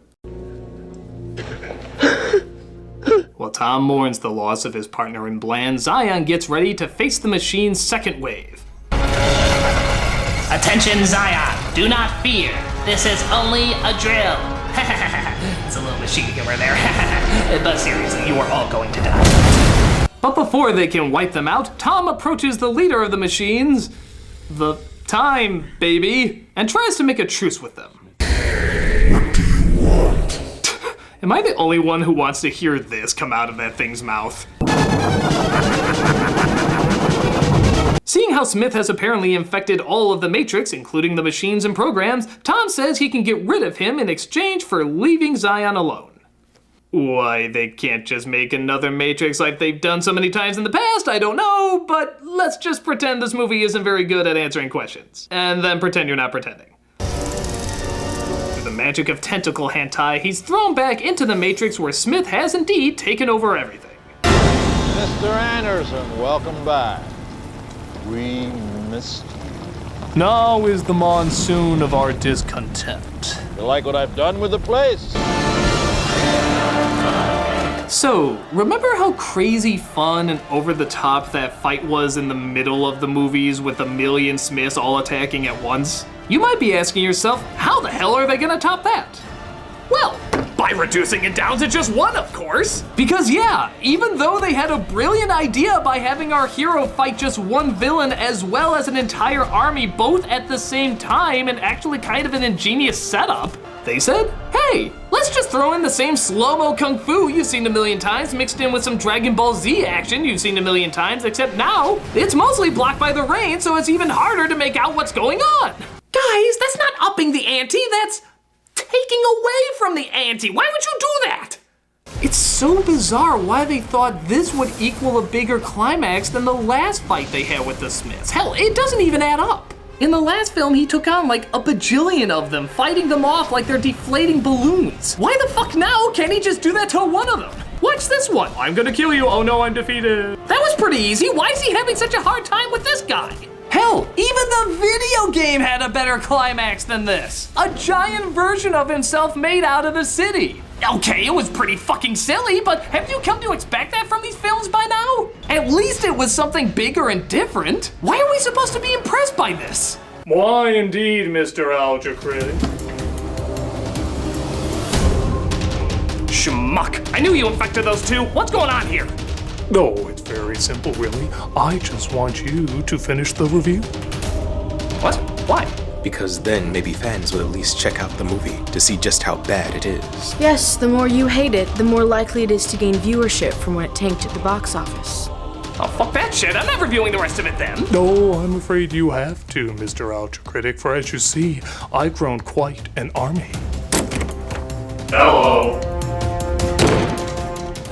What's the plan, schmuck? I mean, you know deep down these movies aren't very good. That's for him to know, and for you to review.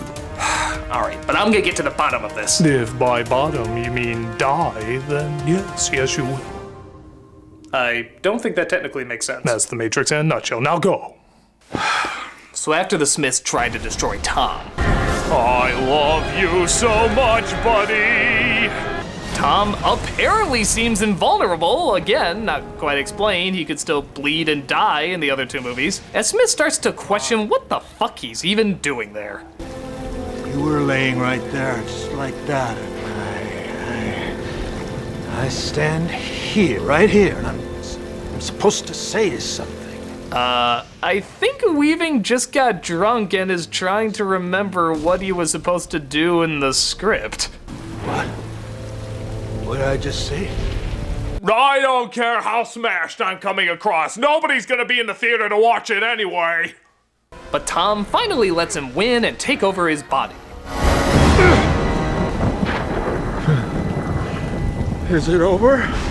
Shouldn't I know? Aren't you me and me you? And why am I such a crying pussy all of a sudden? Would a goofy laugh help? But Tom's spirit results in metaphorical overload as the two entities balance each other out, destroying one another. Actually, in all fairness, a pretty clever idea for a resolution. But Jesus, do we have to sit through so much of what we've already seen before? Couldn't the scene just be summed up in...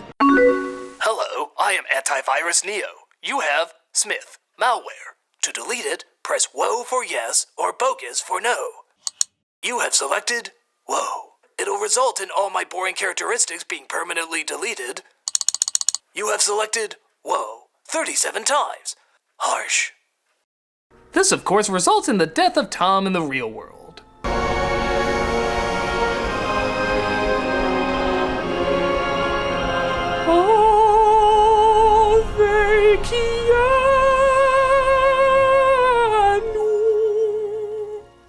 While that's going on, it looks like Zion is finally safe. Zion! Zion, it's over! It's over! The war is over! Thanks, random boy with no authority who we're just gonna choose to believe for some reason. So everything goes back to normal and the machines agree to free anyone who wakes up from the Matrix in the future.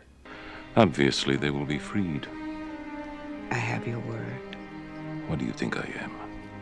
Human? Well, you machines do seem to be very emotional, so I think that's kind of a legit question. Look, look! Just look at that. Did you do that? For now. I know he'd love it. Will we ever see him again? I suspect so. Someday. Someday he might do a film to revive his career. Let's just pray that Cowboy Bebop movie is a rumor. Did you always know? No, I didn't. But I believed. As programs do? Well done, Mr. Nostalgia Critic. And now it seems there's no purpose to your existence. That may be all well and good, but have you considered this? Hi, a gun! No blood. Wait a minute, I know what you guys are. You're the strangers from Dark City. Very clever, yes. But why? Well, what do you do? We were so pissed off that our movie bombed, earning only the slightest of a cult following. We knew we had to retell our story to a more popular market. So we dumbed it down for a broader demographic. Of course. A world controlled by emotionless entities. A lead who adapts to his powers. A dark environment ruled by human imposters secretly observing them. Hell, it even ends with two people flying around destroying a city. But it wasn't enough. So we replaced character development with gunfights. Vague undertones with obvious symbolism. And classic film noir with sexy people in tight outfits. It was a big hit, but something went wrong. The audiences caught on to our gimmicks and grew tired of the sequels. But you, Mr. Alja, you can say how bad it is and grow the audience's curiosity back. No. You know as well as I do, more attention should be brought to things that are timeless, not what's just popular for the moment. We've tried it before. We dare not try it again. Nor will you. Mr. McCrinnick, catch! Chester, I told you, I don't do anything beyond pod. No, insert it into your head! Oh, that makes much more sense. You're probably wondering why I keep appearing on all your memories. It's because I've inserted myself into them. For as you see, I have been studying the strangers for some time. Really? It's a hobby. But I have also discovered how to destroy them by using their very own power known as ruining. Ruining? The ability to ruin a perfectly good idea with unfit action and mindless puppets that they call characters that the viewers can imagine themselves as. But you can ruin too, critic! All you have to do is finish the review, but you must act now!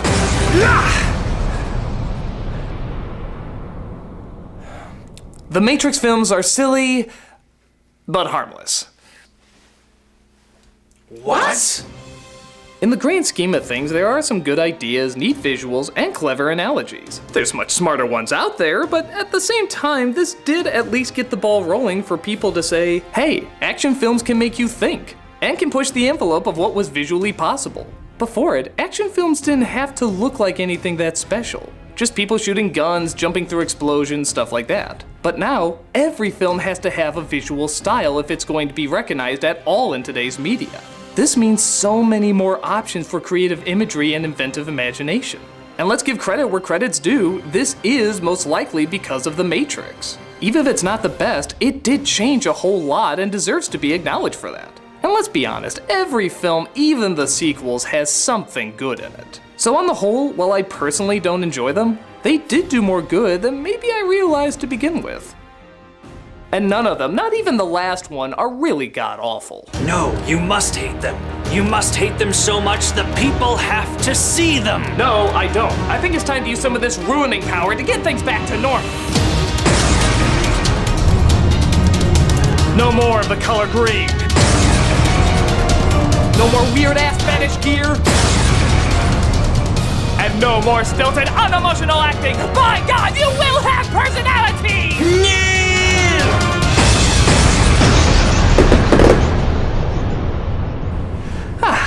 Much better. I'm dying, Nostalgia Critic. We research so many popular stories, so many timeless philosophies, so many important sounding words. Why couldn't we make our characters more human? You want to know what makes a character human? Well, you're not gonna find it in this. Went looking in the wrong place.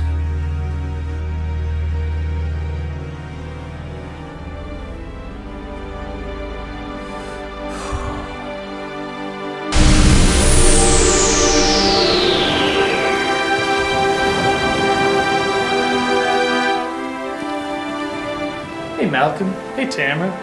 What a beautiful, colorful day. Sure is. Hey, you guys are smiling.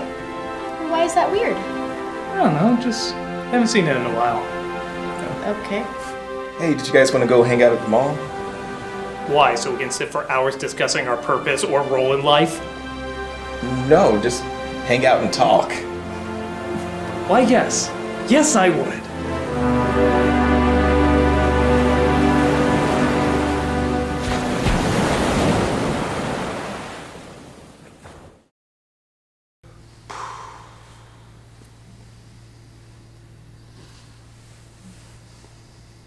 I spy with my little eye something beginning with M. Me? Yeah.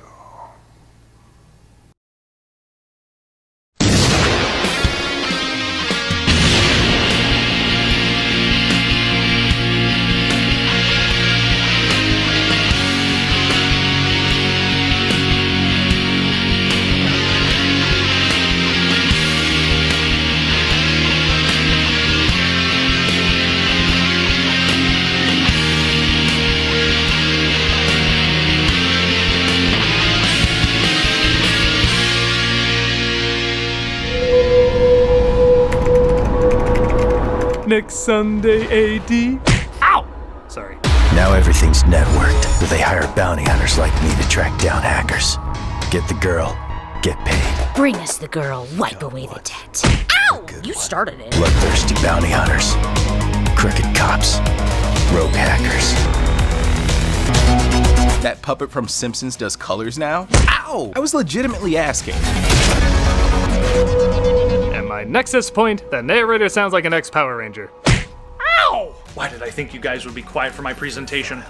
On that note, yes, that is Johnny's voice for the trailer, and he also does the music for the series. I knew it sounded like he drove a minivan and a frog in his teens. You could tell that with his voice? Tell me how going with this job. And that was my new comic series on Webtoon. I'm gonna assume you hated it. Honestly, it looked pretty cool. Yeah, I'd read it. But you guys made fun of it the whole time. That's what we do for everything. Especially things we love. Yeah, like you're bald. You're bald! Yeah, but you're bald. So does this sound like something you guys can promote? Well, Trevor, you clearly worked very hard on this, but we have to find something to review that's in the same vein. Yeah, like maybe a review that we were all in. Or a series of reviews we could needlessly tag onto. Well, The Matrix was one of the inspirations for the series. That's good to know. Now, if you'll excuse me, we're gonna review Matrix Resurrections. But we'll let you know if we think of a tie-in. Yeah, and let us know if that Johnny Young guy gets up to anything big. He's in some of the biggest animes of all time. Anime? That's still a thing? I give it 2 more years. Anyway, keep in touch. Nostalgia Critic, yes. Are you okay? I mean, less than usual? Yeah, I'm fine. Keep in touch.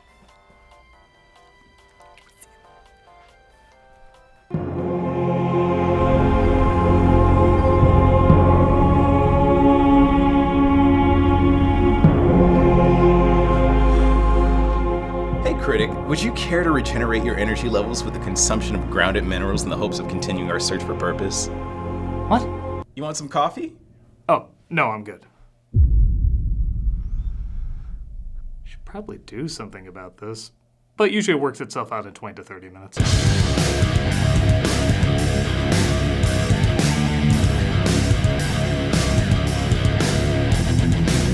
Released in December of 2021. Simpsons did it!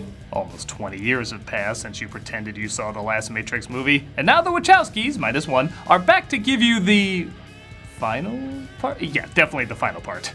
As the film seems to spell out, Warner Brothers want another go at their most popular movie series' most popular movie. Again, a lot of folks didn't get into the sequels, but they seemed to make enough to get Warner Brothers to say to Lana Wachowski, Lana. until she agreed to come back and brought some of the leads with her. The movie bombed pretty fierce though and got mixed reactions from critics and fans. As someone who didn't get into the original film that much but did value the impact it had, I have to admit, I did enjoy a good chunk of this film. I liked a lot of the self-reflection, psychological dives, and more character insight into a series that frankly had no character insight. Put bluntly, I was really enjoying this Matrix movie until it became a Matrix movie. Did that make it worth the reboot all these years later, though? Well, let's dive in head first to find out. This is... Hey, Critic, I was wondering if the consequences of our personal actions reflect the consequences of our species as a whole. No, if I could have the last Slim Jim. Oh, yeah, fine. Wait, Tamara. Under those clothes, are you wearing leather? If I finish that question, you're gonna sue us, aren't you? My lawyer's on speed dial. Go eat your Slim Jim. This is not suspicious at all. So your first thought might be, this is another one of those sequels that does the exact same thing all over again. Yeah, it's not as bad as you think. It is, but for different reasons. This is a simulation of the first movie that's a test, I think, for agents. A spy named Bugs, played by Jessica Henwick, watches as some things seem different in this simulation. Oh, look, we know what happens next. She kicks their ass. That's why I said it.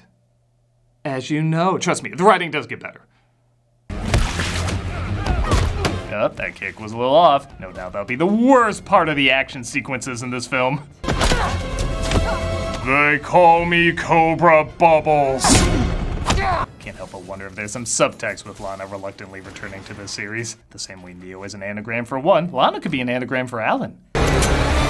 It turns out one of the agents, played by Yahya Abdul-Mateen, somehow is a program embodying Morpheus. And I'll be totally honest, I got that from the wiki page because their explanation of this is like the architect's speech light. Do you know this is a modal? What's a modal? Simulation used to evolve programs. I know what I am. Digital sentience. Just a flicker, but suddenly I understood. Like the boy found. We can't see it. We're all trapped inside these strange repeating. Okay, can we get the Bruce Willis Fifth Element sum up? Not sure. I am Morpheus. Thank you. But wait, that's Morpheus. Yeah, if you're wondering why they didn't have Lawrence Fishburne reprise his role, get this. In one of the Matrix games that nobody played, Morpheus is killed. And of course, the Wachowskis would be die-hard about this being canon, so Fishburne wasn't even asked to return. Because Lord knows bringing a person back to life, 2 people back to life, just wouldn't be believable in this world. Is that overwritten dialogue yet? You call this a choice? Oh, honestly, when somebody offered me these things, I went off on binary conceptions of the world and said that there was no way I was swallowing some symbolic reduction of my life. Jesus, somebody give that woman an Oscar just for trying to say that in one breath! Just saying yes in a Wachowski film means reading half a thesaurus at machine gun speed. the pill and we cut to Neo, played again by Keanu Reeves, who's been given the most impressive reboot of the film. He's been programmed to actually act in this. Having a mental breakdown again, or living inside a computer-generated reality that has imprisoned me again. Okay, so I've made a lot of jokes about Reeves' underacting in his earlier films, including The Matrix, but honestly, I think he's gotten a lot better over the years. He's proven to have a really decent range, and even in a role like this, where he's supposed to not really care, he does so in an engaging way. My mind made it all up. Is that what you believe? It felt real. In this world, he's a game designer who made The Matrix as a hit trilogy. He has a crush on a lady in a coffee shop, played by Carrie-Anne Moss. He tried jumping off a building because he had a nervous breakdown and couldn't tell fantasy from reality, so now he sees a therapist. Despite his success, he can't connect well with people and feels numb being at the top, getting out all his passions in his games because he's too nervous to do so in real life. This is my very good friend Thomas Anderson. I'm sorry about this. Just talk to her. Yeah, this isn't just acting, this is a legitimately interesting character. What I know about this guy? He thought there was another world, but all of them thought that. He hated his job, I think. He's the one, whoa! I'd rather watch a dozen movies starring this guy than one with the one. Hi, Thomas. Everyone calls me Tiff. I hate my husband and am desperate for an affair.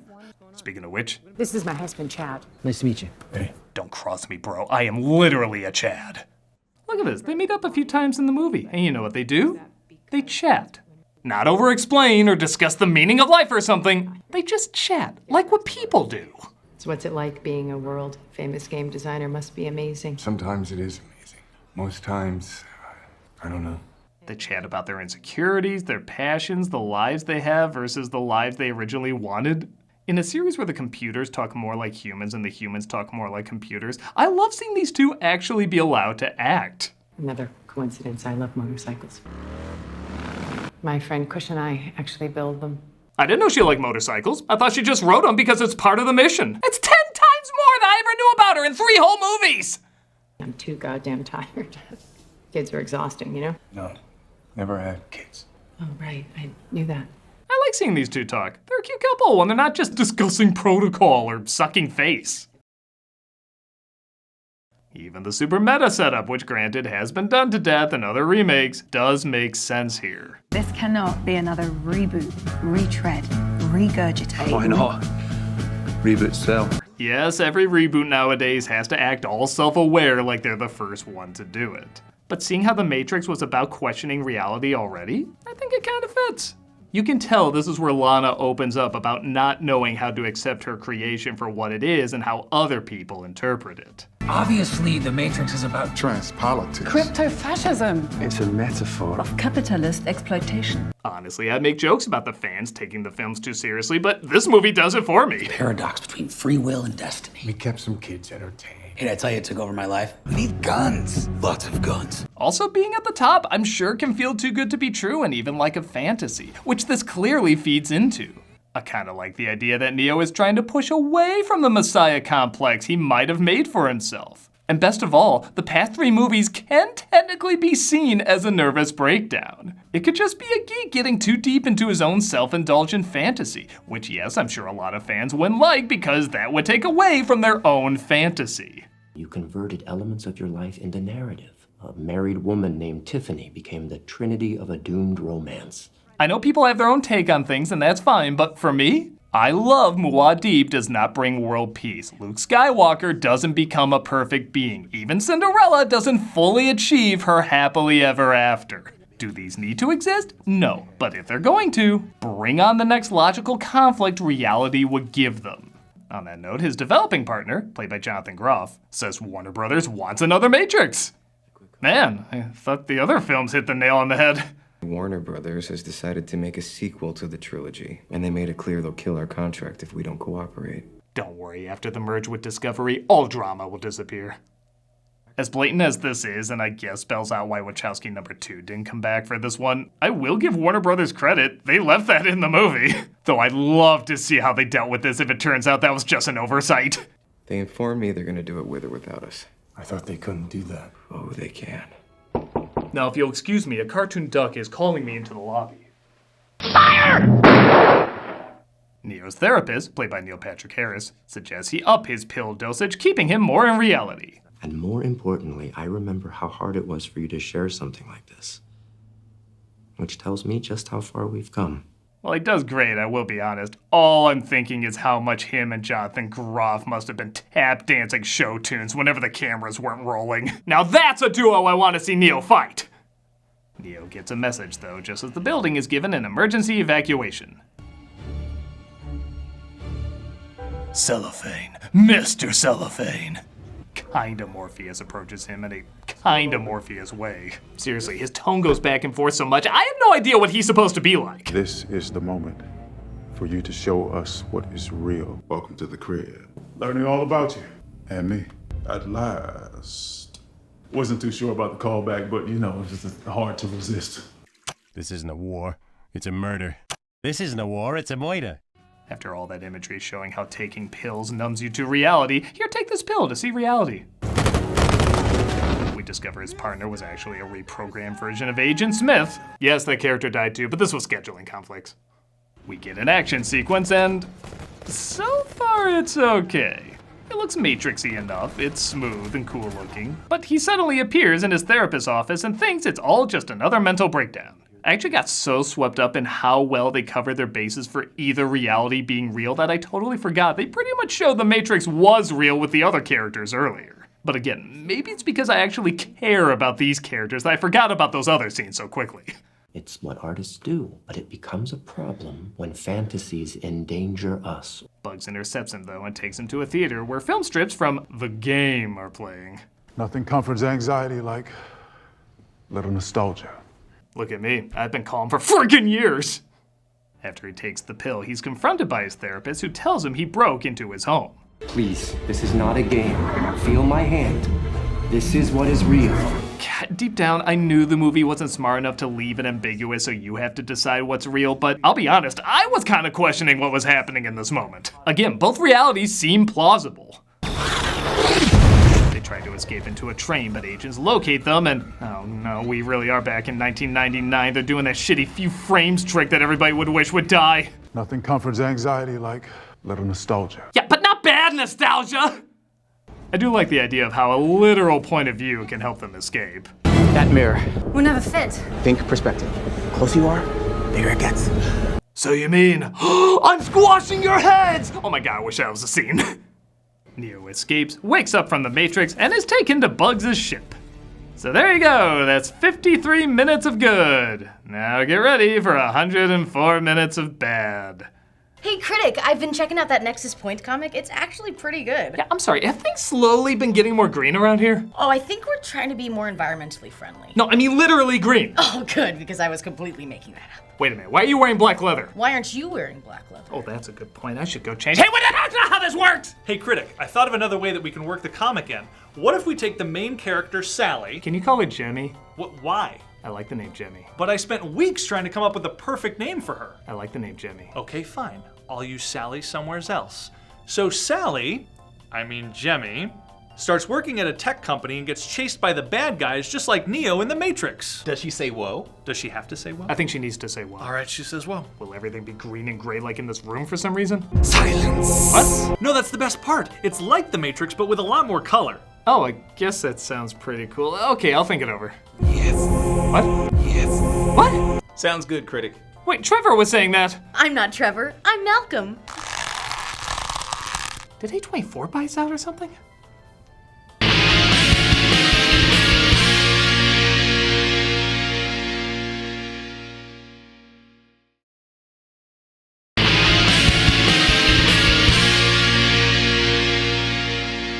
So Neo's being examined by the ship doctor. What's up, Doc? A character named Bugs just asked a doctor what's up. I hate how much I love that. And we're teleported to the Kung Fu training scene because you remember the Kung Fu training scene. I know exactly what you need. Me in an open robe handing you a martini. Man, Lana has been reading the fan theories. Come on, Neo, Viper! It's the nerdgasm producers think fans are having right now. He wakes up back in his room where Bugs wants to talk with him. Mind if I... Trying to open my beer bottle off you. They took my life. turned it into a video game. And turned it into something trivial. Not so trivial you can't bring actors back because it's canon. Yeah, I'm still standing by the John Wick films are unofficial simulations. Everything we did, none of it mattered. All of it mattered. It gave us the courage to repeat the same shit over again. Yeah, we're basically back to business as usual with everyone sucking Neo's dick, praising him as the one. Not to fanboy out here, but this is kind of a huge moment for me. Berg is our resident neologist. Oh, Jesus. Literally, I like it better when he thought he had a Jesus complex. Remember, therapist bad, being the chosen one good, and pills, still figuring that one out, I guess. They're sentients. It's a word they prefer to machines. One addition I like is they apparently team up with machines in the hopes of making the world better. I would have liked if maybe Neo had a prejudice towards them, but they never do take advantage of that.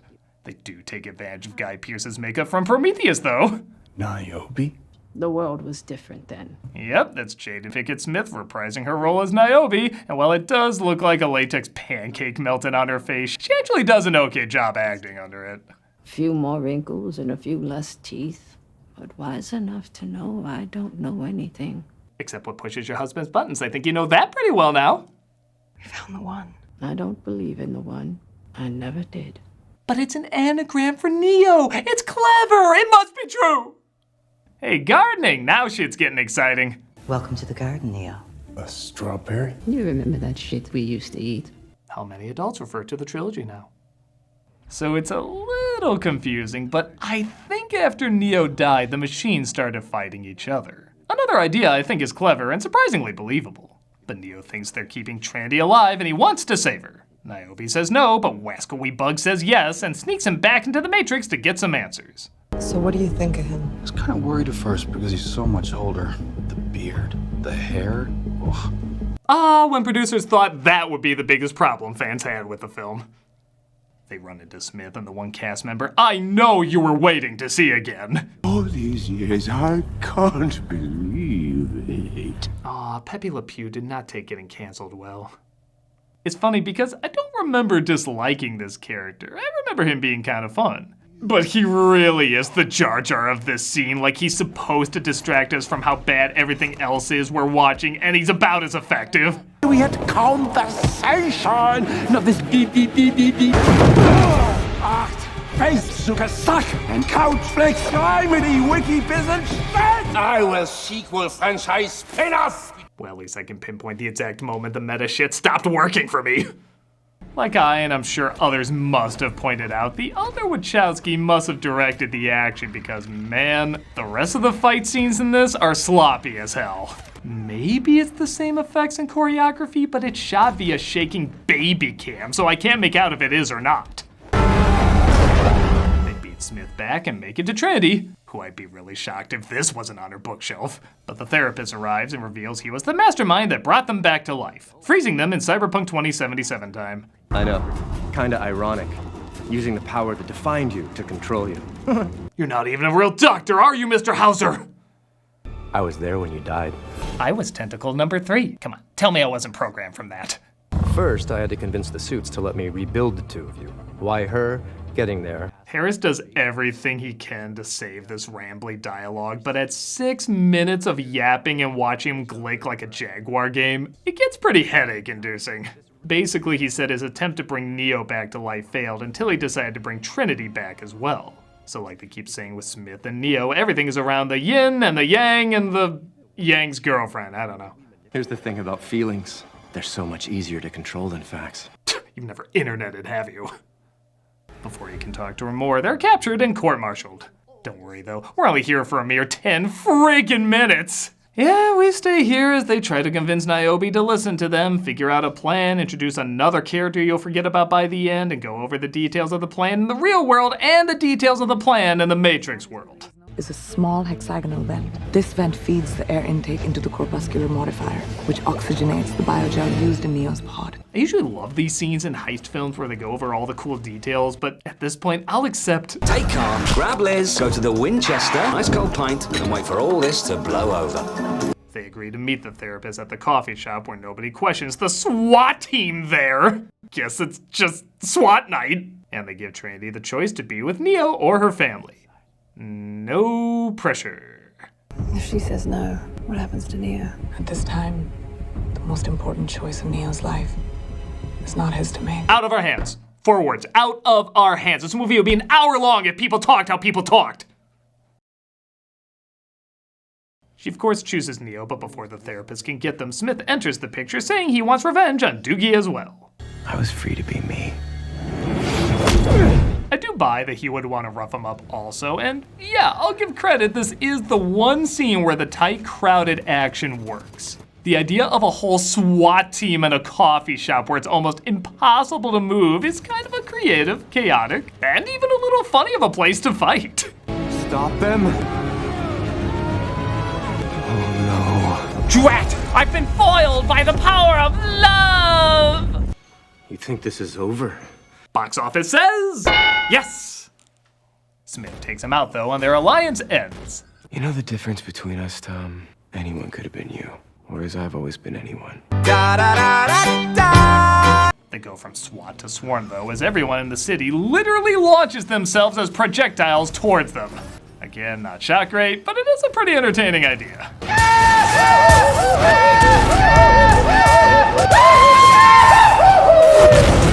They get to the roof and find the only way out is for them to fly.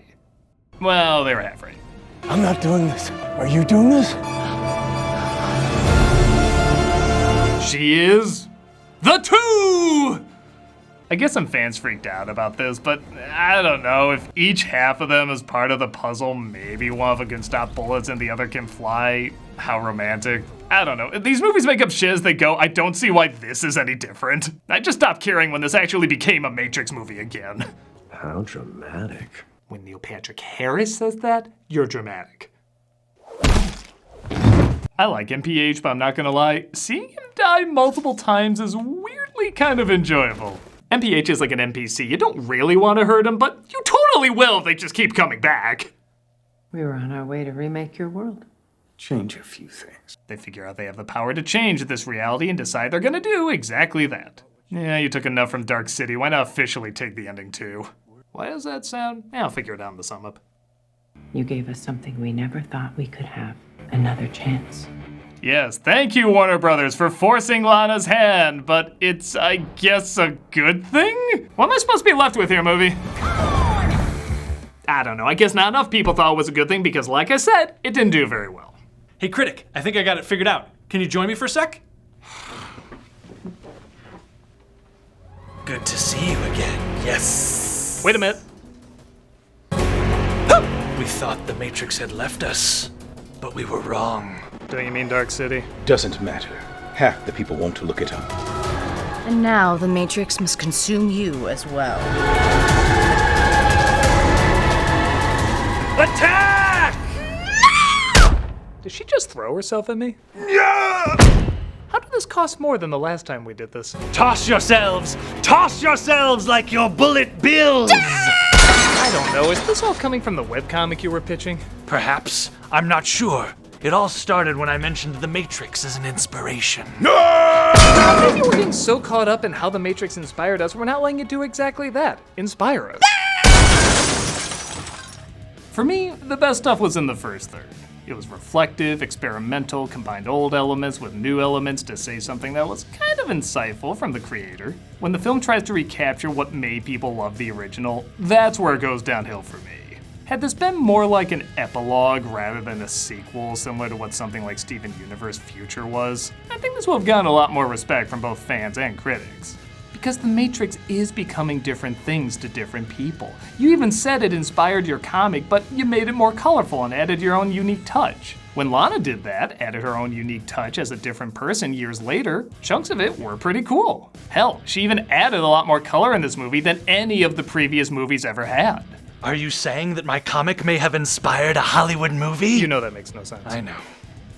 But maybe others did.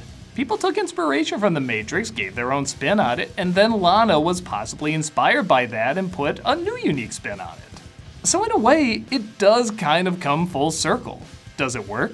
I guess not. I think the studio figured people wanted to see more flying around and over-explaining rather than a subdued and complex direction. But the first third is some of my favorite stuff in any of the Matrix movies. So even though I can't say it all comes together, a good chunk of it I still found really fascinating. And I'm glad I got to see something more reflective and low-key.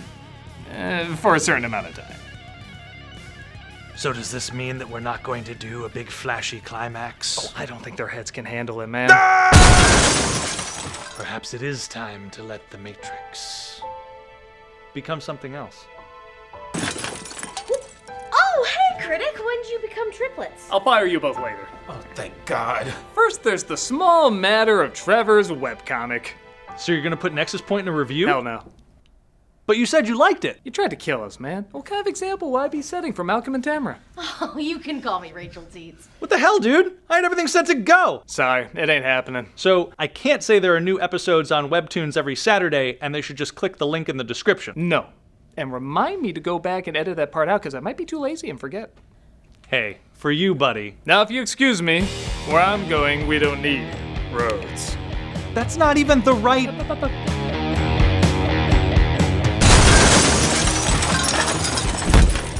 Oh my God, that was stupid! Oh, that hurt! Oh Christ! There's a ceiling up there! Yeah. The floor hurts! Bullet Bill! Floor and ceiling hurt! What's wrong with us? This place scares me. You all scare me. We're not adults! We are not adults! Oh, honestly, when somebody offered me these things, I went off of binary conceptions of the world and said that there was no way I was swallowing some symbolic reduction of my